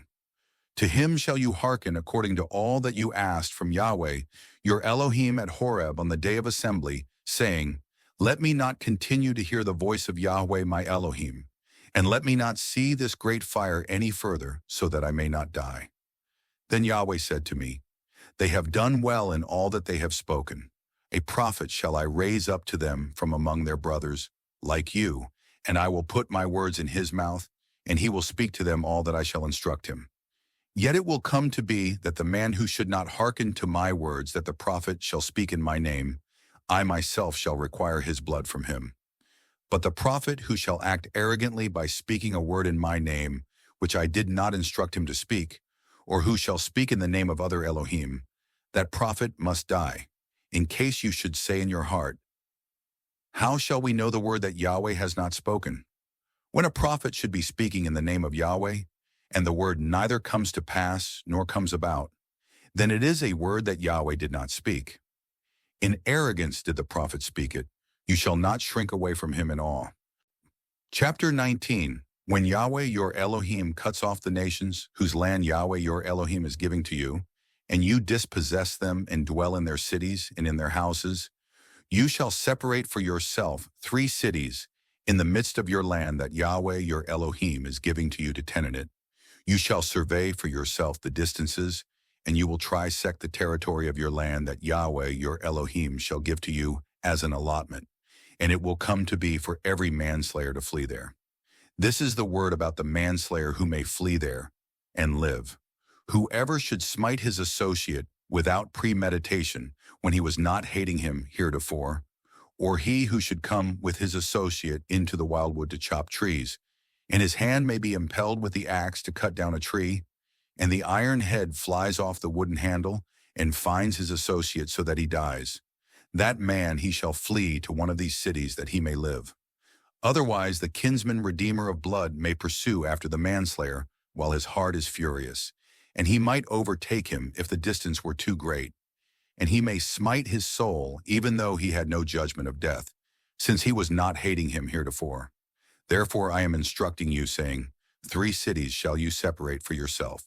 And when Yahweh your Elohim widens your territory, just as he had sworn to your fathers, and he gives to you the whole land that he had promised to give to your fathers, in case you observe all of this instruction to do it, that I am enjoining on you today, to love Yahweh your Elohim, and to walk in his ways all the days.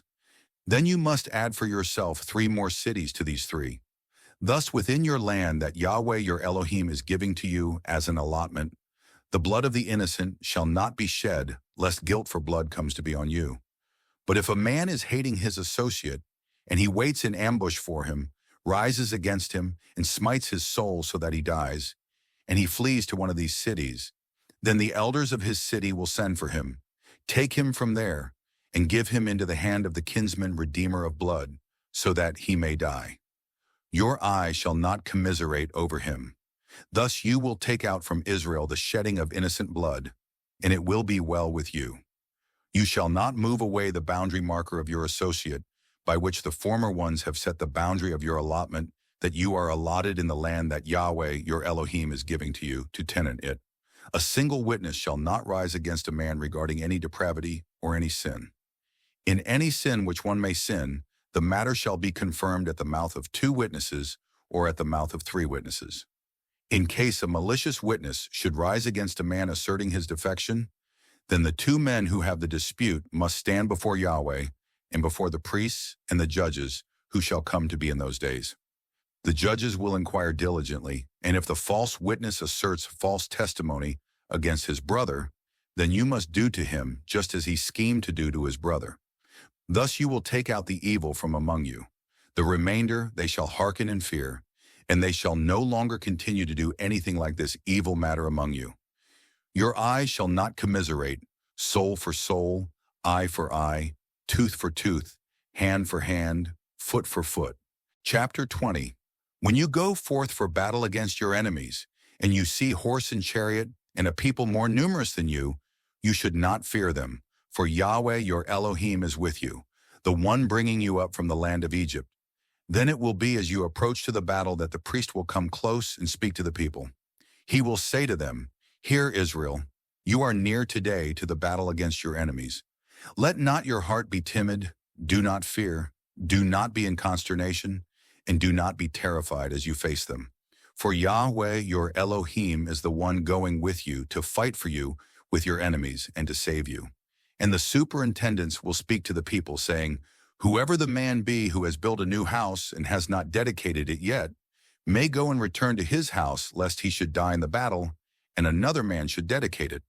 And whoever the man be who has planted a vineyard and has not brought it yet to general use, may go and return to his house, lest he should die in the battle, and another man should take it for profane use. And whoever the man be who has betrothed a woman and has not taken her yet, may go and return to his house, lest he should die in the battle, and another man should take her. Then the superintendents will continue to speak to the people and say, Whoever the man be who is fearful and timid of heart may go and return to his house, so that the heart of his brothers may not be melted as his own heart is. And it will come to be, when the superintendents have finished speaking to the people, that they will commit chiefs of the militia hosts at the head of the people. When you come near to a city to fight against it, then you should call to it for peace. And it will come to be, if it should answer you with peace, and it opens up to you, then it will come to be that all the people who are being found in it shall become tributary to you, and they will serve you. Yet if it should not make peace with you, but engages in battle with you, then you must besiege it. When Yahweh your Elohim delivers it into your hand, then you will smite every adult male of it with the edge of the sword. But the women, the little ones, the domestic beasts, and all that is in the city, all its loot, you may plunder for yourself, and you may eat from the loot of your enemies, which Yahweh your Elohim gives to you. Thus shall you deal with all the cities which are the very farthest from you, those that are not of the cities of these nations. But in the cities of these peoples, which Yahweh your Elohim is giving to you as an allotment, you shall not keep alive anything that has breath, for you shall doom, yea, doom them, the Hittite, the Amorite, the Canaanite, the Girgashite, the Perizzite, the Hivite, and the Jebusite, just as Yahweh your Elohim had instructed you, that they may not teach you to act according to all their abhorrences which they do for their Elohim, so that you might sin against Yahweh your Elohim. When you besiege a city many days to battle against it, to take possession of it, you shall bring ruin on no tree of it by wielding an axe against it. If you may eat of it, you shall not cut them down.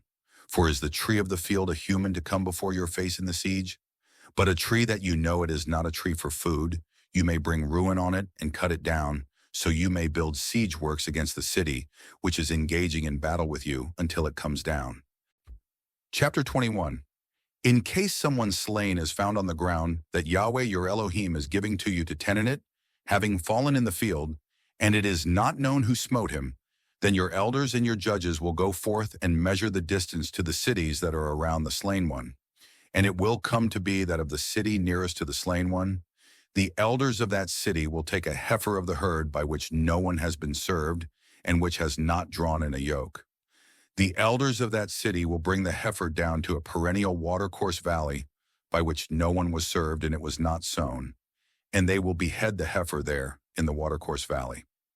Then the priests, the sons of Levi, will come close, for Yahweh your Elohim has chosen them to minister to him and to bless in the name of Yahweh. And at their bidding every controversy and every assault shall come to be settled. Then all the elders of that city, the ones nearest to the slain one, they shall wash their hands over the beheaded heifer in the watercourse, and they will respond and say, Our hands they have not shed this blood, and our eyes they have not seen it. Make a propitiatory shelter for your people Israel, whom you have ransomed, O Yahweh, and let not guilt for the blood of the innocent remain among your people Israel.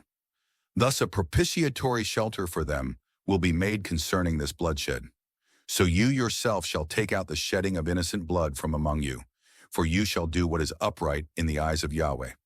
When you go forth for battle against your enemy, and Yahweh your Elohim delivers him into your hand, and you capture his captives, and you see among the captives a woman of lovely shape, and are attached to her, and would take her to yourself as a wife, then you will bring her into the midst of your household, where she will shave her head and pare her nails. She will put away the raiment of her captivity from her and dwell in your house. Then she will lament her father and her mother a month of days, and afterward you may come to her, and you will possess her, and she will become yours as a wife. Should it come to be that you find no delight in her, then you will dismiss her to go at her soul's desire. You shall not sell, nay, sell her for silver. You shall not make a chattel of her, inasmuch as you have humiliated her. In case a man should come to have two wives, the one loved and the other disliked, and they bear sons for him, the loved and the disliked, but the firstborn is the son of the disliked one, then it will come to be in the day when he gives allotments to his sons of that which is his, that he should not be able to treat as firstborn the son of the loved in preference to the son of the disliked, who is the firstborn. For he shall recognize the firstborn son of the disliked by giving to him a double share of all that is being found his. Since he is the beginning of his virility, the customary right of the firstling belongs to him. In case a son of a man should become stubborn and rebellious, and he is not hearkening to the voice of his father or to the voice of his mother, and they discipline him, but he does not hearken to them, then his father and his mother will grasp him and bring him forth to the elders of his city at the gate of his place. They will say to the elders of his city, This son of ours is stubborn and rebellious. He is not hearkening to our voice. He is a glutton and carouser. Then all the men of his city will pelt him with stones so that he dies. Thus you will take out the evil from among you, and all Israel, they shall hear and fear. In case there should be in a man a sin incurring a judgment of death, so that he is put to death, and you hang him on a tree, his carcass shall not lodge on the tree all night. For you shall entomb him on that day, for one being hung is under a malediction of Elohim. And you shall not defile your ground that Yahweh your Elohim is giving to you as an allotment. Chapter 22. You shall not see your brother's bull or his flockling or any domestic beast of his having burst away, and then obscure yourself from them. You shall restore, yea, restore them to your brother. If your brother is not near to you, or you do not know him, then you will gather it to the midst of your household, and it will come to be with you until your brother inquires for it, and you restore it to him. So shall you do with his donkey, so shall you do with his raiment, and so shall you do with every loss of your brother, which is being lost by him, when you find it. You shall not be able to obscure yourself. You shall not see your brother's donkey or his bull or any domestic beast of his fallen on the road and obscure yourself from them. You shall raise, yea, raise them with him. A master's apparel shall neither come to be on a woman, nor shall a master put on a woman's raiment. For anyone doing these things is an abhorrence to Yahweh your Elohim. In case a bird's nest should happen to be before you along the road in any tree or on the earth, with chicks or eggs, and the mother brooding over the chicks or on the eggs, you shall not take the mother with the young. You shall let the mother go, yea, go, yet the young you may take for yourself, that it may be well with you, and you may prolong your days. When you build a new house, then you must make a parapet for your housetop, so that you do not bring blood guilt on your house, in case someone falling from it might fall to death. You shall not sow your vineyard dissimilarly, lest the full yield shall be holy, both the seed which you are sowing and the yield of the vineyard. You shall not plow with a bull and a donkey together. You shall not put on linsey-woolsey, wool and flax together. Braided cords shall you make for yourself on the four hems of your covering with which you cover yourself. In case a man should take a wife, and he comes into her, yet then he hates her, charges her with iniquitous words and brings forth an evil name on her, and says, I took this woman, and I came near to her, and did not find evidence of virginity on her, then the father of the maiden and her mother will take and bring forth the maiden's proof of virginity to the elders of the city at the gate. And the maiden's father will say to the elders, I gave my daughter to this man as wife, but he hates her. And behold, he charges her with iniquitous words, saying, I found no evidence of virginity on your daughter. Yet this is the proof of my daughter's virginity. And they will spread the raiment before the elders of the city. Then the elders of that city will take the man and flog him, fine him 100 shekels of silver, and give them to the father of the maiden, for he brought forth an evil name on a virgin of Israel. And she shall remain his wife. He cannot dismiss her all his days.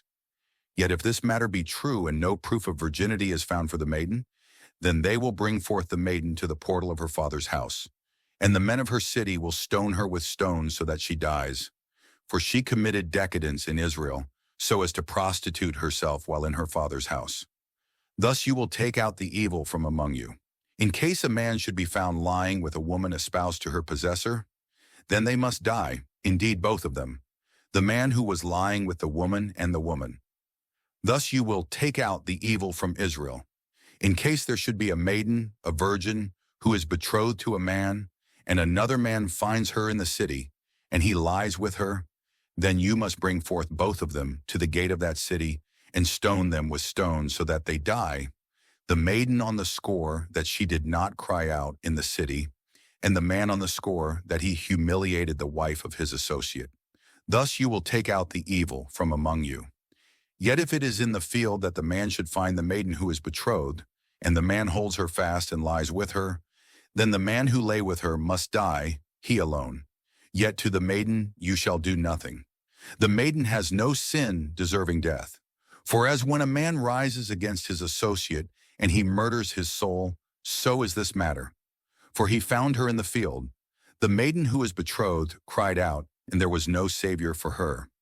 In case a man should find a maiden, a virgin who is not betrothed, and he grasps her and lies with her, and they are found, then the man who was lying with her must give to the maiden's father 50 silver shekels, and she shall become his wife.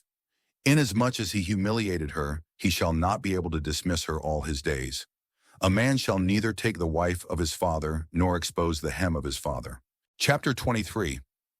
No one emasculated by crushing or having his penis cut off shall come into the assembly of Yahweh. No bastard shall come into the assembly of Yahweh. Even the 10th generation from him may not come into the assembly of Yahweh. No Ammonite or Moabite shall come into the assembly of Yahweh.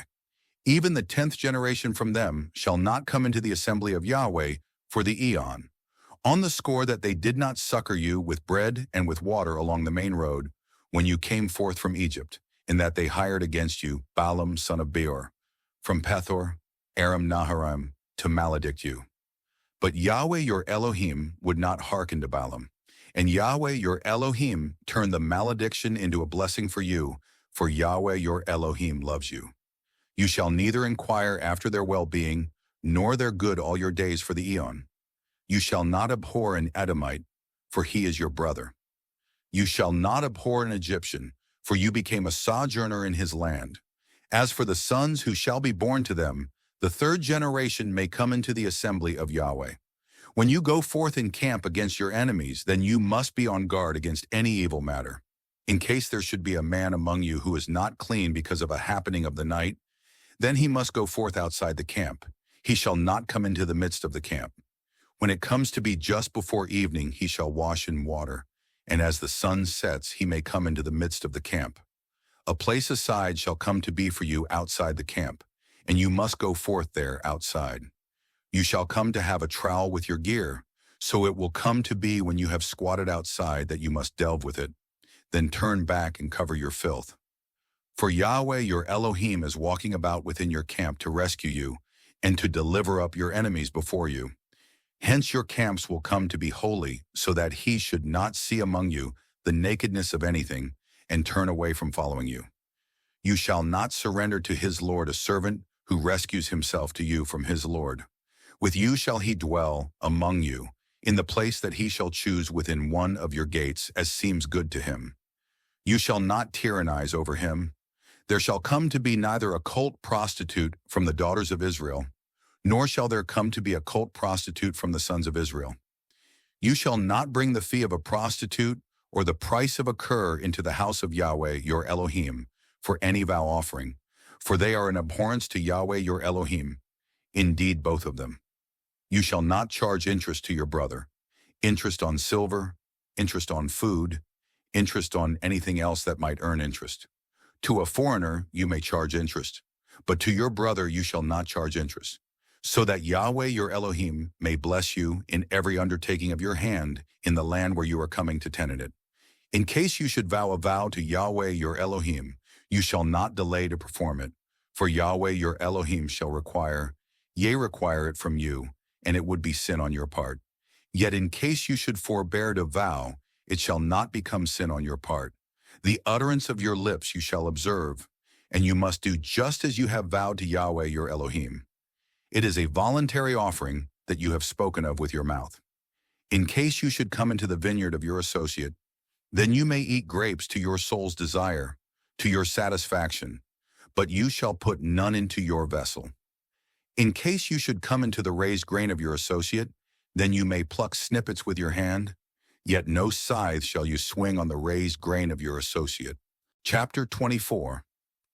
When a man takes a wife and possesses her, and it comes to be that she should not find grace in his eyes, because he has found in her the nakedness of anything, then he would write for her a scroll of divorce, give it into her hand, and send her away from his house.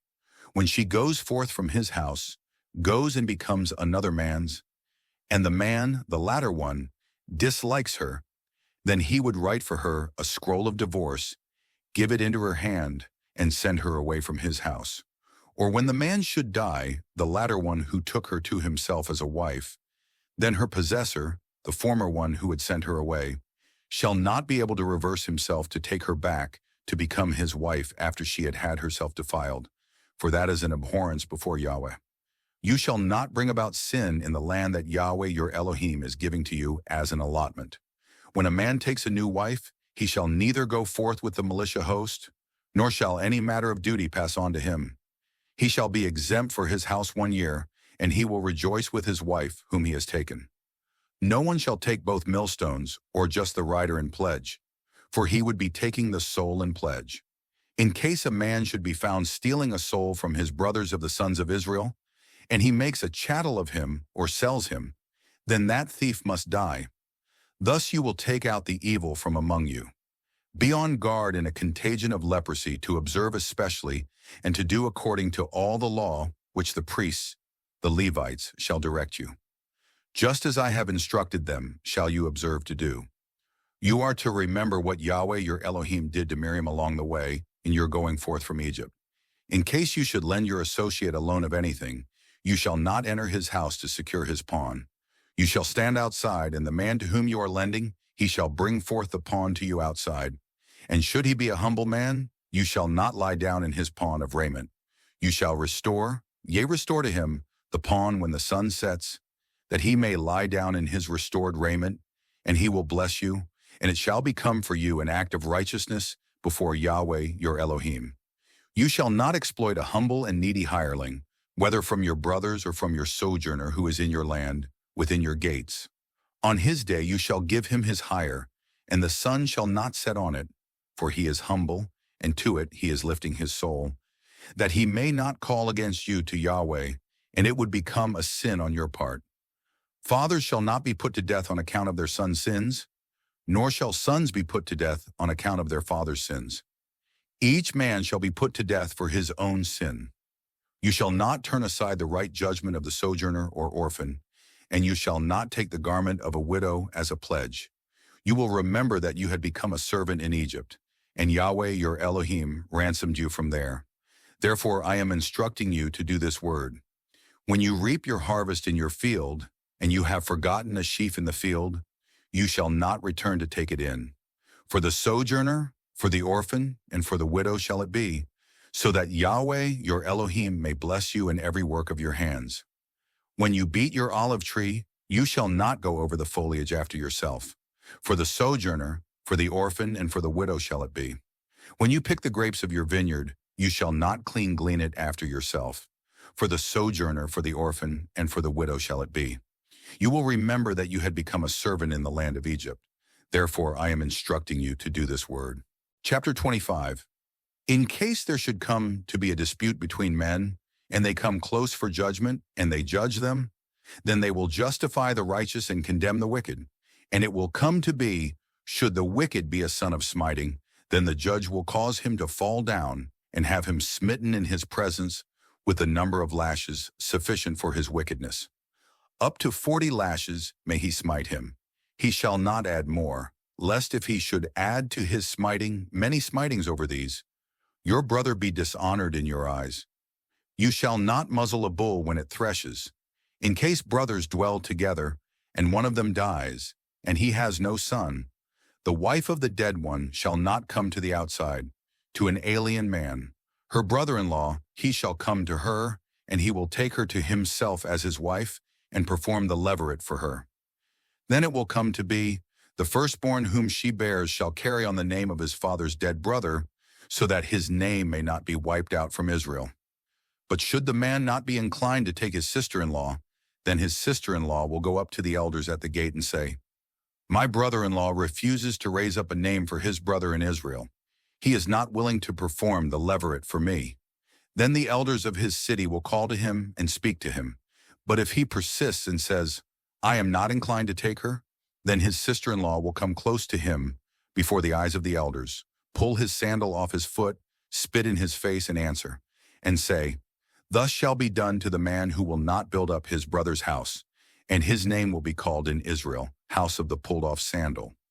In case two men should strive together, a man and his brother, and the wife of one comes near to rescue her husband from the hand of the one smiting him, and she puts forth her hand and holds fast onto his genitals.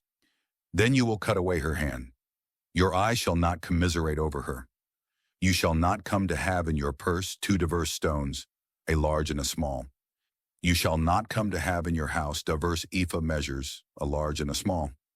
You shall come to have a standard weight equitable and just. You shall come to have an ephah equitable and just, that your days may be prolonged on the ground that Yahweh your Elohim is giving to you. For anyone doing these things, anyone doing iniquity, is an abhorrence to Yahweh your Elohim.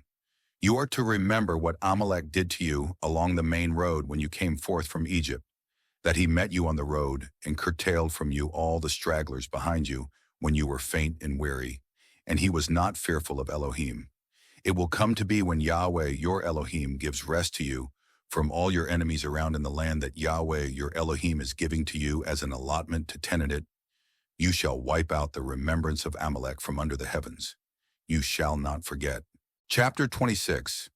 It will come to be when you come into the land that Yahweh your Elohim is giving to you as an allotment, and you tenant it and dwell in it, that you will take from the first of all the fruit of the ground, which you shall bring in from your land that Yahweh your Elohim is giving to you, and you will place it in a basket and go to the place where Yahweh your Elohim shall choose to tabernacle his name.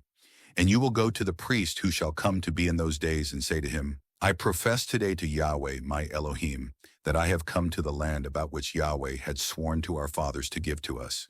Then the priest will take the basket from your hand and leave it before the altar of Yahweh your Elohim.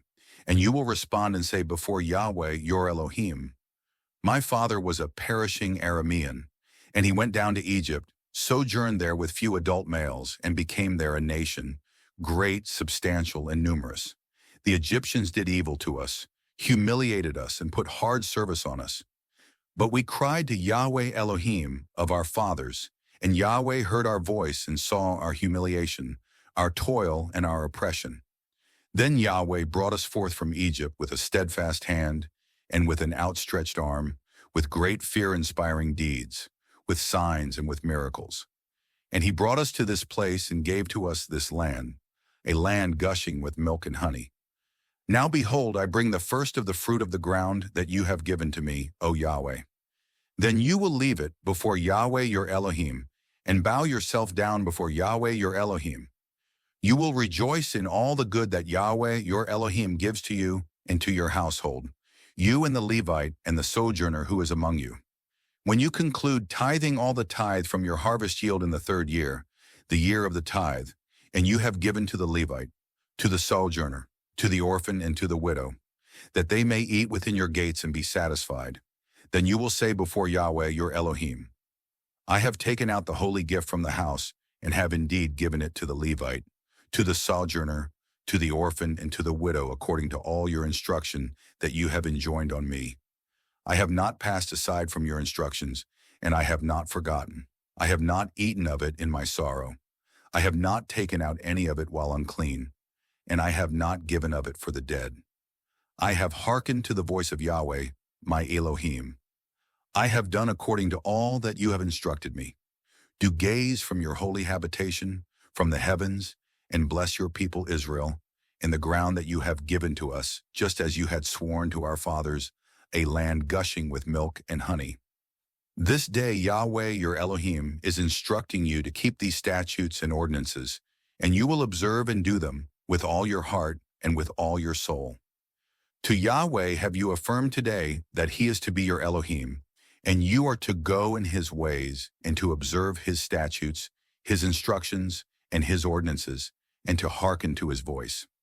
As for Yahweh, he affirms today that you are to be for him a special people, just as he promised to you, and that you are to observe all his instructions. Then he promises to give you supremacy over all the nations which he has made, for praise, for a name, and for beauty, and for you to be a people holy to Yahweh, your Elohim, just as he has promised. Chapter 27. Moses and the elders of Israel instructed the people, saying, You are to observe all the instructions that I am enjoining on you today. And it will come to be in the day on which you shall cross over the Jordan to the land that Yahweh your Elohim is giving to you, that you will set up for yourself large stones and whitewash them with lime. Then you will write on them all the words of this law when you cross over, that you may enter the land that Yahweh your Elohim is giving to you, a land gushing with milk and honey, just as Yahweh Elohim of your fathers promised to you. And it will come to be that when you cross over the Jordan, you shall set up these stones about which I am instructing you today at Mount Ebal, and you will whitewash them with lime. When you build there an altar for Yahweh your Elohim, an altar of stones, you shall not swing an iron tool upon them. You shall build the altar of Yahweh your Elohim with suitable stones, and you will bring up scent offerings on it to Yahweh your Elohim. Also you will sacrifice peace offerings and eat there, and rejoice before Yahweh your Elohim. Then you will write on the stones all the words of this law. Make it thoroughly plain. Moses and the priests, the Levites, spoke to all Israel, saying, "Keep quiet and hearken, Israel. This day you have become a people holy to Yahweh your Elohim. So you will hearken to the voice of Yahweh your Elohim, and keep his instructions and his statutes, which I am enjoining on you today." Moses instructed the people on that day, saying, "These shall stand to bless the people on Mount Gerizim, when you cross over the Jordan: Simeon, Levi, Judah, Issachar, Joseph, and Benjamin. And these shall stand for the malediction on Mount Ebal: Reuben, Gad, Asher, Zebulun, Dan, and Naphtali. Then the Levites will respond and say to every man of Israel in a raised-up voice, 'Cursed be the man who makes a carving or a molten image, an abhorrence to Yahweh, the work of an artificer's hands, and places it in concealment.' Then all the people will respond and say, 'Amen. Cursed be the one dishonoring his father or his mother.' Then all the people shall say, 'Amen. Cursed be the one moving the boundary marker of his associate.' Then all the people will say, 'Amen. Cursed be the one causing the blind to err on the road.' Then all the people will say, 'Amen. Cursed be the one turning aside the right judgment of the sojourner, the orphan, or the widow.' Then all the people will say, 'Amen. Cursed be the one lying with the wife of his father, for he exposes his father's hem.' Then all the people will say, 'Amen. Cursed be the one lying with any beast.' Then all the people will say, 'Amen. Cursed be the one lying with his sister, the daughter of his father, or the daughter of his mother.' Then all the people will say, 'Amen. Cursed be the one lying with his sister-in-law.' Then all the people will say, 'Amen. Cursed be the one smiting his associate in concealment.' Then all the people will say, 'Amen. Cursed be the one taking a bribe to smite a soul of innocent blood.' Then all the people will say, 'Amen. Cursed be the one who is not carrying out all the words of this law to do them.' Then all the people will say, 'Amen.'" Chapter 28. "It will come to be, if you should hearken, yea, hearken to the voice of Yahweh your Elohim, to observe and to do all his instructions, which I am enjoining on you today, that Yahweh your Elohim will give you supremacy over all the nations of the earth. And all these blessings will come on you and overtake you, in case you should hearken to the voice of Yahweh your Elohim. Blessed be you in the city, and blessed be you in the field. Blessed be the fruit of your belly, the fruit of your ground, and the fruit of your beast, the calving of your domestic animals, and the lambing of your flock. Blessed be your basket and your kneading trough. Blessed be you in your coming in, and blessed be you in your going forth. Yahweh shall make your enemies who are rising against you to be struck down before you. By a single road shall they come forth to you, and by 7 roads shall they flee before you. Yahweh shall instruct the blessing to be with you in your granaries and in every undertaking of your hand. And he will bless you in the land that Yahweh your Elohim is giving to you. Yahweh shall raise you as a people holy to himself, just as he had sworn to you, in case you should observe the instructions of Yahweh your Elohim, and walk in his ways, so that all the peoples of the earth will see that the name of Yahweh is proclaimed over you, and they will fear you. Then through the fruit of your belly, the fruit of your domestic beast, and the fruit of your ground, Yahweh will give you surplus in goods on the ground, about which Yahweh had sworn to your fathers to give to you. Yahweh shall open to you his good treasure, the heavens, to give rain to your land in its season, and to bless every work of your hand. You will obligate many nations, yet you shall not borrow. So Yahweh will make you to be the head and not the tail, and you will surely be above, and you shall not be below, in case you should hearken to the instructions of Yahweh your Elohim, that I am enjoining on you today, to observe and to do. You shall not withdraw from any of the words which I am instructing you today, neither to the right nor left, to go after other Elohim to serve them. It will come to be, if you do not hearken to the voice of Yahweh, your Elohim, to observe and to do all his instructions and his statutes that I am enjoining on you today, that all these maledictions will come on you and overtake you. Cursed be you in the city, and cursed be you in the field. Cursed be your basket and your kneading trough. Cursed be the fruit of your belly, the fruit of your ground, and the fruit of your beast, the calving of your domestic animals, and the lambing of your flock. Cursed be you in your coming in, and cursed be you in your going forth. Yahweh shall send the curse, the discomfiture, and the rebuke on you in every undertaking of your hand that you shall do, until you are exterminated and you perish quickly, in view of the evil of your actions in which you have forsaken me. Yahweh shall cause the plague to cling to you until he finishes you off the ground where you are entering to tenant it. Yahweh shall smite you with attenuation, with fever and inflammation, with hot heat and drought, with blast and mildew, and they will pursue you until you perish. Your heavens that are over your head will come to be as copper, and the earth that is beneath you as iron. Yahweh shall make the rain of your land to be dust and soil drifts. From the heavens it shall descend on you until you are exterminated. Yahweh shall make you to be struck down before your enemies. By a single road shall you go forth to them, and by 7 roads shall you flee before them. So you will become a stirring horror to all the kingdoms of the earth. Your carcass will become food for every flyer of the heavens and for the beast of the earth, and there will be no one causing them to tremble. Yahweh shall smite you with the boil of Egypt, with piles, with eczema, and with the itch, from which you cannot be healed. Yahweh shall smite you with madness, with blindness, and with derangement of heart, and you will come to be groping at noon, just as the blind one gropes in the gloom. And you shall not prosper in your ways, and will only become exploited and pillaged all the days, and there will be no Savior. A wife shall you betroth, yet another man shall ravish her. A house shall you build, yet you shall not dwell in it. A vineyard shall you plant, yet you shall not bring it to general use. Your bull shall be slaughtered before your eyes, yet you shall not eat of it. Your donkey shall be snatched from before you, yet it shall not return to you. Your flock shall be given to your enemies, yet there will be no Savior for you. Your sons and your daughters shall be given to another people, and your eyes shall be staring and wasting away for them all the day. Yet there will be nothing at the disposal of your hand. A people you do not know shall devour the fruit of your ground and all your labor, and you will surely be exploited and bruised all the days, so that you will become mad because of the sight of your eyes that you shall see.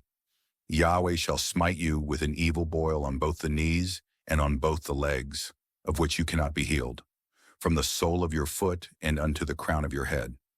Yahweh shall conduct you and your king, whom you shall set up over you, to a nation whom you have not known, neither you nor your fathers, and you will serve their other Elohim of wood and stone.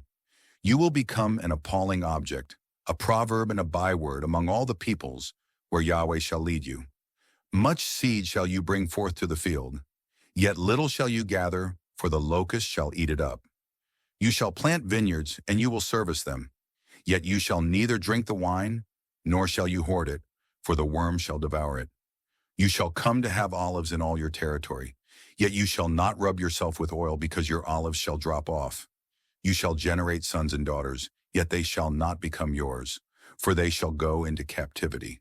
The cicada shall make all your trees and the fruit of your ground destitute. The sojourner who is among you, he shall ascend over you upward and upward, yet you shall descend downward and downward. He shall obligate you, yet you shall not obligate him. He shall become the head, and you shall become the tail. All these maledictions will come on you, and they will pursue you and overtake you until you are exterminated. For you would not hearken to the voice of Yahweh, your Elohim, to observe his instructions and his statutes that he enjoined on you. They will be a sign and a miracle against you and your seed until the eon. Inasmuch as you would not serve Yahweh, your Elohim, with rejoicing and with goodness of heart over the abundance of everything, then you will serve your enemies whom Yahweh shall send forth against you, in famine and in thirst, in nakedness and in lack of everything. He will put an iron yoke on your neck until he has exterminated you. Yahweh shall lift up against you a nation from afar, from the end of the earth, just as the vulture swoops down, a nation whose tongue you have not heard, a nation strong of face, who neither shows partiality to the old one, nor is gracious to the youth. It will devour the fruit of your beast and the fruit of your ground until you are exterminated. A nation who shall not let grain, grape juice, or clarified oil, the calving of your domestic animals, or the lambing of your flock remain for you until it destroys you. It will lay siege against you in all your gates until your lofty and defended walls in which you will be trusting come down in all your land. and it will lay siege against you in all your gates in all your land that Yahweh your Elohim will have given to you. Then you will eat the fruit of your own belly, the flesh of your sons and your daughters, whom Yahweh your Elohim will have given to you, in the siege and in the constraint with which your enemy shall constrain you. The tender-hearted man among you, and the one very fastidious, his eyes shall be evil toward his brother, and toward the wife of his bosom, and toward the rest of his sons, whom he shall have left, so as to keep from giving to one of them the flesh of his sons that he is eating, because nothing at all remains for him in the siege, and in the constraint with which your enemy shall constrain you in all your gates.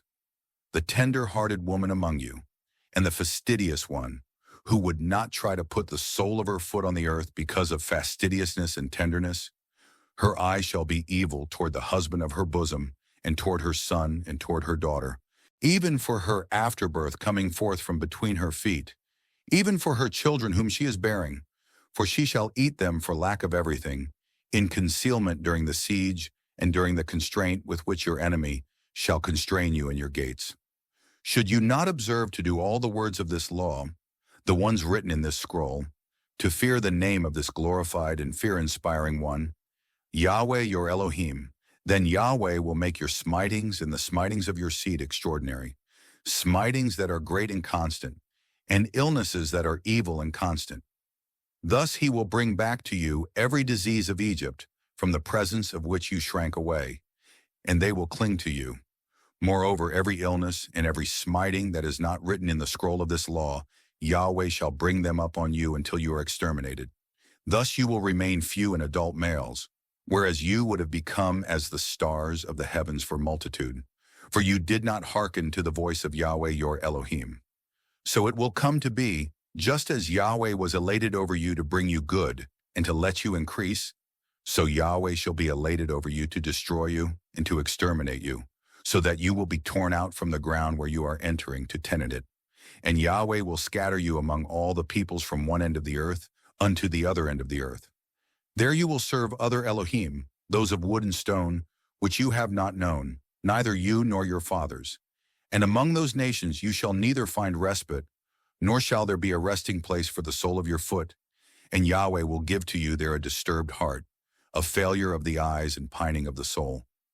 Then your lives will come to be hung in suspense in front of you.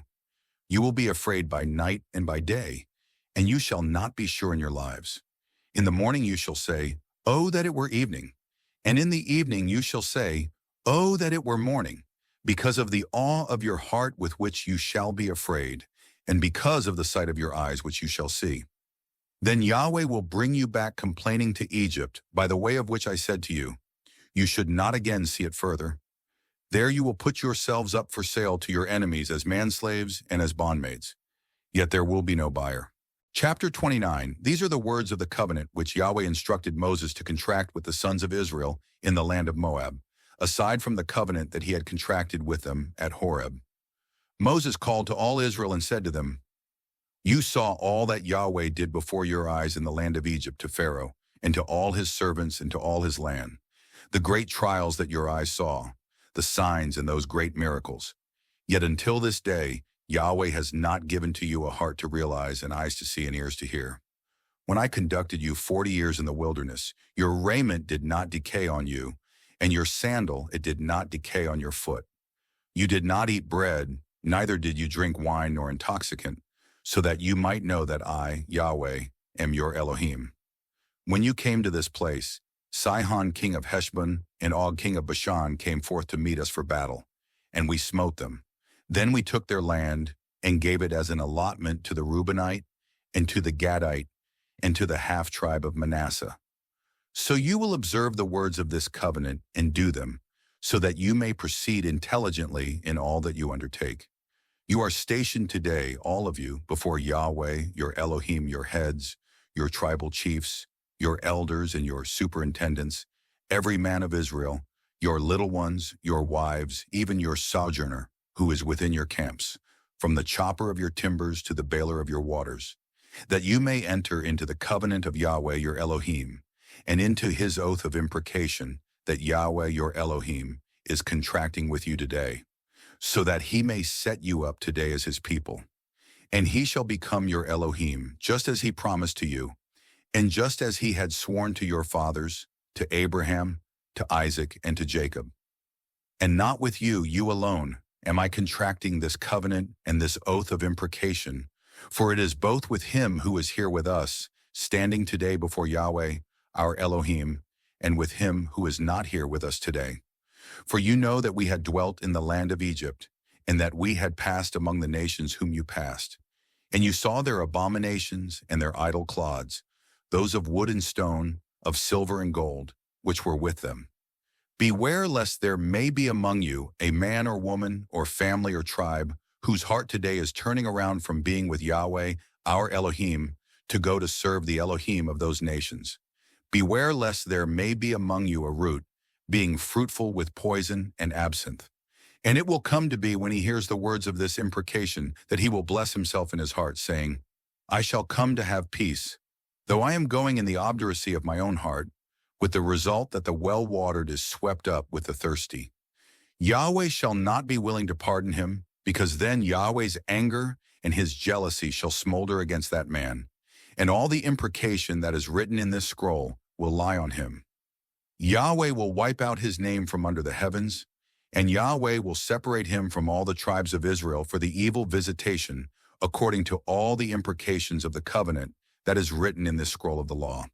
The latter generation of your sons who shall rise after you, and the foreigner who shall come from a land afar, will ask, when they see the smitings of that land of yours, and its ailments with which Yahweh has made it ill, its whole land a burnt waste of sulfur and salt. It shall not be sown, neither shall it sprout, nor shall any herbage ascend in it, like the overturning of Sodom and Gomorrah, Admah and Zeboim, which Yahweh overturned in his anger and in his fury. Hence all the nations will ask, why did Yahweh do thus to this land? Why the heat of this great anger? Then some will answer, because they forsook the covenant of Yahweh Elohim of their fathers, that he had contracted with them when he brought them forth from the land of Egypt. For they went off and served other Elohim, and bowed themselves down to them, Elohim whom they had neither known, nor had he apportioned to them. Hence the anger of Yahweh grew hot against that land, so as to bring upon it all the malediction that is written in this scroll. So Yahweh plucked them up off their ground, in anger, in fury, and in great wrath, and he flung them into another land, as it is this day. The things being concealed are Yahweh our Elohim's, yet the things being revealed are ours and our sons until the eon, so that we might keep all the words of this law.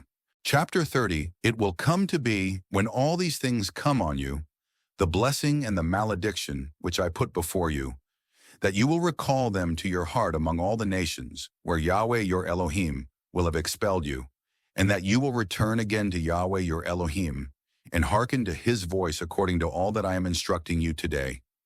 You and your sons, with all your heart and with all your soul. Then Yahweh your Elohim will reverse your captivity and show compassion to you. He will return and convene you from all the peoples where Yahweh your Elohim will have scattered you. If it comes to be that you should be expelled to the end of the heavens, from there Yahweh your Elohim shall convene you, and from there he shall take you. Then Yahweh your Elohim will bring you to the land that your fathers tenanted. You will tenant it, and he will bring you good and let you increase more than your fathers. Yahweh your Elohim will circumcise your heart and the heart of your seed, so as to love Yahweh your Elohim with all your heart and with all your soul, that you may stay alive. Then Yahweh your Elohim will put all these imprecations on your enemies and on those hating you, who persecute you. As for you, however, you will again hearken to the voice of Yahweh your Elohim. You will do all his instructions that I am enjoining on you today. Then Yahweh your Elohim will give you surplus in goods through all the work of your hand, through the fruit of your belly, the fruit of your domestic beast, and the fruit of your ground. For Yahweh shall again be elated over you for good, just as he was elated over your fathers, when you hearken to the voice of Yahweh your Elohim to observe his instructions and his statutes, the ones written in this scroll of the law. Once you return to Yahweh your Elohim with all your heart and with all your soul. For this instruction that I am enjoining on you today, it is neither too difficult for you, nor is it too far off. It is neither in the heavens for you to say, Who shall ascend to the heavens for us, and take it for us, and announce it to us that we may do it? Nor is it across the sea for you to say, Who shall cross across the sea for us, and take it for us, and announce it to us that we may do it? For the word is exceedingly near to you, in your mouth and in your heart, to do it. See, I have set before you today life and good, death and evil. If you should hearken to the instructions of Yahweh your Elohim that I am enjoining on you today, to love Yahweh your Elohim, to walk in his ways and to observe his instructions, his statutes and his ordinances, then you will live and multiply, and Yahweh your Elohim will bless you in the land where you are entering to tenant it. Yet should your heart turn around, and you are not hearkening, and you are induced to bow yourself down to other Elohim and serve them, I tell you today that you shall perish, yea, perish. You shall not prolong your days on the ground where you are crossing over the Jordan to enter to tenant it. Today I call the heavens and the earth to witness against you. Life and death I have put before you, the blessing and the malediction. Now choose life that you may live, you and your seed, by loving Yahweh your Elohim, hearkening to his voice and clinging to him, for that means life to you and prolonging of your days, so that you may dwell on the ground about which Yahweh had sworn to your fathers, to Abraham, to Isaac, and to Jacob, to give to them. Chapter 31. Then Moses concluded by speaking these words to all Israel and saying to them, I am 120 years old today. No longer am I able to go forth or to come in. And Yahweh, he has said to me, You shall not cross over this Jordan. Yahweh your Elohim, he is crossing over before you. He himself shall exterminate these nations from before you, and you will tenant in their place. Joshua, he is crossing over before you, just as Yahweh has spoken. And Yahweh will do to them just as he did to Sihon and to Og, the kings of the Amorite, and to their land, those whom he exterminated. Yahweh will give them up before you, and you must deal with them according to all the instructions which I have enjoined on you. Be steadfast and be resolute. Do not fear and do not be terrified because of their presence. For Yahweh your Elohim, he is the one going with you. He shall neither neglect you nor forsake you. Moses called to Joshua and said to him before the eyes of all Israel, Be steadfast and be resolute, for you shall bring this people into the land about which Yahweh had sworn to their fathers to give to them, and you shall cause them to gain it as an allotment. As for Yahweh, he is the one going before you. He himself shall come to be with you. He shall neither neglect you nor forsake you. You shall neither fear nor be dismayed. Then Moses wrote this law and gave it to the priests, the sons of Levi, the carriers of the coffer of the covenant of Yahweh, and to all the elders of Israel. And Moses instructed them, saying, At the end of 7 years, at the appointment of the year of release, at the festival of booths, when all Israel comes to appear before Yahweh your Elohim, in the place that he shall choose, you shall read this law in front of all Israel in their ears. Assemble the people, the men, the women, the little ones, and your sojourner who is within your gates, that they may hear and that they may learn. They must fear Yahweh your Elohim, and must observe to keep all the words of this law. And their sons who have not known it, they shall hear. They too must learn to fear Yahweh your Elohim all the days that you are alive on the ground, where you are crossing over the Jordan to tenant it. Then Yahweh said to Moses, Behold, near are your days to die. Call Joshua and station yourselves in the tent of appointment, that I may instruct him. So Moses and Joshua went and stationed themselves in the tent of appointment. Then Yahweh appeared at the tent in a column of cloud, and the column of cloud stood over the opening of the tent. Yahweh said to Moses, Behold, you are about to lie with your fathers, yet this people will rise and prostitute after the Elohim of the foreigners of the land, where they are entering to be among them. And they will forsake me and annul my covenant that I contracted with them. My anger will grow hot against them on that day, and I will forsake them and conceal my face from them. Then they will come to be devoured, and many evils and distresses will come upon them. Then they will say on that day, Is it not because our Elohim is not among us that these evils have come upon us? Yet I shall conceal my face from them on that day on account of all the evil which they will have done, for they will have turned around to other Elohim. And now, write down for yourselves this song and teach it to the sons of Israel. Put it in their mouths so that this song may come to be for me as a testimony against the sons of Israel. When I shall bring them to the ground gushing with milk and honey about which I had sworn to their fathers, when they eat and are satisfied and are sleek so that they turn around to other Elohim and serve them. When they thus spurn me and annul my covenant, and it comes to be that many evils and distresses come upon them, then this song will answer as a testimony before them, for it shall not be forgotten from the mouths of their seed, that I know the bent of their heart which they are forming today, ere I bring them to the land about which I had sworn. Moses wrote this song on that day and taught it to the sons of Israel. Then he instructed Joshua, son of Nun, and said, Be steadfast and be resolute, for you shall bring the sons of Israel to the land about which I had sworn to them, and I myself shall come to be with you. It came to be as Moses concluded writing all the words of this law on a scroll until they were finished, that Moses instructed the Levites, the carriers of the coffer of the covenant of Yahweh, saying, You are to take this scroll of the law, and you must place it by the side of the coffer of the covenant of Yahweh your Elohim, and it will come to be there as a testimony against you, for I know your rebellion and your scruff of obstinacy. Behold, if in my day, while I am still with you alive, you have been rebellious against Yahweh, how much more so after my death? Assemble to me all the elders of your tribes and your superintendents, and do let me speak in their ears all these words, and do let me call the heavens and the earth to witness against them. For I know that after my death you shall bring ruin, yea, ruin on yourselves. You will withdraw from the way that I enjoined on you, and the evil visitation will befall you in the latter days. For you shall do the thing that is evil in the eyes of Yahweh, so as to provoke him to vexation by the work of your hands. Then Moses spoke in the ears of the whole assembly of Israel the words of this song until they were finished. Chapter 32. Give ear, heavens, and do let me speak, and let the earth hear the sayings of my mouth.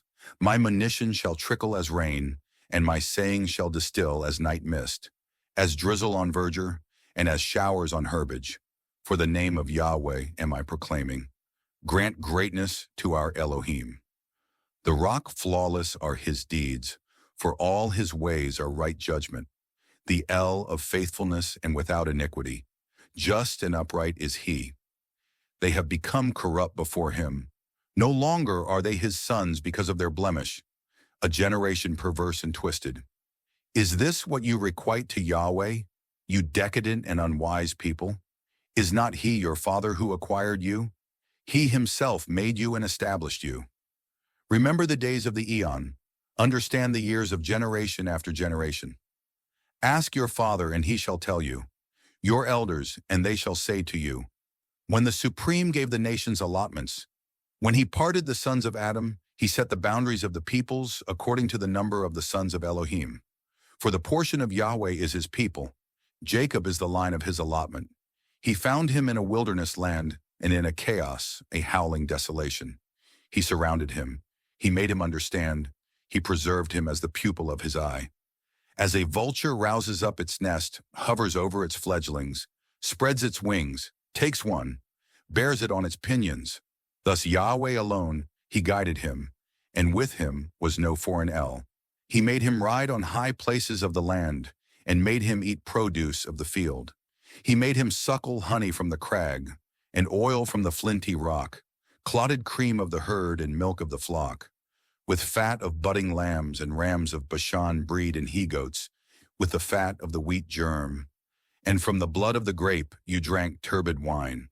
When Yeshurun grew stout and kicked, you will be stout, thick and burly. Then he abandoned Eloah who had made him, and disgraced the rock of his salvation. They made him jealous with alien gods. With abhorrences they provoked him to vexation. They sacrificed to demons, not Eloah. To Elohim they had not known them before, to new ones that came from nearby. Your fathers were not horrified by them. The rock who generated you, you were oblivious of him, and you forgot the El travailing with you. Yahweh saw and spurned them because of the vexatiousness of his sons and his daughters. And he said, Do let me conceal my face from them. I shall examine what their latter days are to be, for they are a wayward generation, sons with no faithfulness in them. As for them, they make me jealous with a non-El. They provoke me to vexation with their idols of vanity. As for me, I shall make them jealous with a non-people. With a decadent nation shall I cause them vexation. For a fire it will be kindled by my anger, and it shall glow into the unseen beneath. It shall devour the earth and its crop, and it shall set aflame the foundations of the mountains. I shall cause evils to sweep up over them. I shall exhaust my arrows among them, who are gaunt with famine, fought by pestilence and bitter sting. Even the tooth of beasts shall I send among them, along with the venom of skulkers of the soil. From the outside the sword shall bereave, and from the chambers the dread of war, even for the man in his prime, even for the virgin, the suckling along with the gray-haired man. I would say, I might blow them away. I might indeed eradicate their remembrance from mortals, unless I shrank away from the vexatiousness of the enemy. Lest their foes misconstrue, lest they say, our hand, it is high, and it was not Yahweh who contrived all this. For they are a nation devoid of counsel, and there is no understanding in them. Oh, that they were wise! They would proceed intelligently in this. They would understand about their latter days. How could one pursue 1,000 or 2 put a myriad to flight? If it were not that their rock, he had sold them, and Yahweh, he had surrendered them. For their rock is not like our rock. Even our enemies are umpires. For their vine is from the vine of Sodom and from the terraces of Gomorrah. Their grapes are grapes of poison, and clusters of bitterness are theirs. Their wine is as the venom of snakes, and the poison of cobras as cruel. Is it not amassed with me, sealed among my treasures, for the day of vengeance and repayment? For the season when their foot shall slip? For the day of their calamity is near, and impending doom hurries upon them. For Yahweh shall adjudicate his people, and show himself merciful over his servants, when he sees that the power of their hand has departed, and has become nil for both the restrained and the one set free. Then Yahweh will ask, where are their Elohim, the rock in whom they sought refuge, who ate the fat of their sacrifices and drank the wine of their libations? Let them rise up and help you. Let them become a concealment over you. See now that I am he, and there are no other Elohim beside me. I myself put to death, and I keep alive. I have transfixed, and I myself shall heal. And there is no one who could reclaim from my hand. For I lift my hand to the heavens and declare, as I am the living one for the eon, when I whet my flashing sword and my hand lays hold on judgment. I shall return vengeance to my foes, and to my haters shall I make repayment. I shall make my arrows drunk with blood, and my sword it shall devour flesh, the blood of the one slain and the captive, from the head of the enemy commanders. Be jubilant, heavens, together with him, and worship him, all the messengers of Elohim. Be jubilant, nations, with his people, for the blood of his servants shall he avenge. Vengeance to his foes shall he return, and a propitiatory shelter shall he make for the ground of his people. Moses came and spoke all the words of the song in the ears of the people, he and Hosea son of Nun. When Moses concluded speaking all these words to all Israel, he said to them, set your heart on all the words which I am testifying among you today, so that you may enjoin them on your sons to observe and to do all the words of this law. For it is not an empty word for you, it means your life, and by this word you may prolong your days on the ground where you are crossing over the Jordan to tenant it.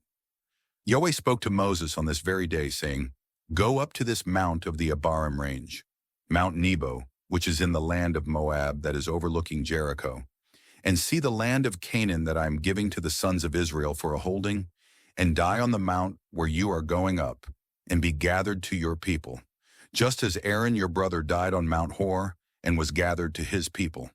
Because both of you offended me in the midst of the sons of Israel at the waters of Meribah, at Kadesh in the wilderness of Zin, because neither of you hallowed me in the midst of the sons of Israel. For from a distance shall you see the land, yet you shall not enter there into the land that I am giving to the sons of Israel. Chapter 33. This is the blessing with which Moses, the man of Elohim, blessed the sons of Israel before his death, when he said, Yahweh came from Sinai, and he arose from Seir for them. He shone from Mount Paran, and he arrived with some from myriads of the holy ones. At his right are warriors who are his. Indeed, he is cherishing the kinsman. All the holy ones are in your hand, and they are huddled at your feet. Each obtains something from your words about the law Moses enjoined on us, the tenancy of the assembly of Jacob. So he became king in Yeshurun, when the heads of the people gathered themselves together with the tribes of Israel. Let Reuben live, let him not die, or let his adult males come to be few in number. This is about Judah, and he said, Hear, O Yahweh, the voice of Judah, and may you bring him to his people. With his hands he contended for himself, yet may you become a help against his foes. About Levi he said, May your Thummim and your Urim be for your benign man whom you probed at Massa. You contended with him at the waters of Meribah. The one saying of his father and of his mother, I do not regard them. And he neither recognized his brothers, nor did he know his sons. For they observed your sayings and preserved your covenant. They shall point out your ordinances for Jacob, and your law for Israel. They shall bring incense to your nostrils and a holy fumed offering on your altar. Bless, O Yahweh, his estate, and the deeds of his hands may you approve. Transfix the waist of those rising up against him, and those hating him, that they may rise up no more. About Benjamin he said, Let the beloved of Yahweh tabernacle in serenity near him, who is providing a canopy over him all the day, as he tabernacles between his hillside flanks. About Joseph he said, Blessed by Yahweh be his land with the finest of the heavens, the night mist, and with water from the abyss reclining beneath, with the finest of the yield from the sun, and with the finest of the growth of the months, with the top yield of the ancient mountain ranges, and with the finest of the hills Eonian, with the finest of the earth and its fullness, and the approval of the one tabernacling in the thorn bush. Do let it come onto the head of Joseph, and onto the crown of the one singled out from his brothers, as the firstborn of his kind brings honor to him, and his horns are the horns of the wild bull. With them he shall gore the peoples altogether, to the limits of the earth. Those are the myriads of Ephraim, and those are the thousands of Manasseh.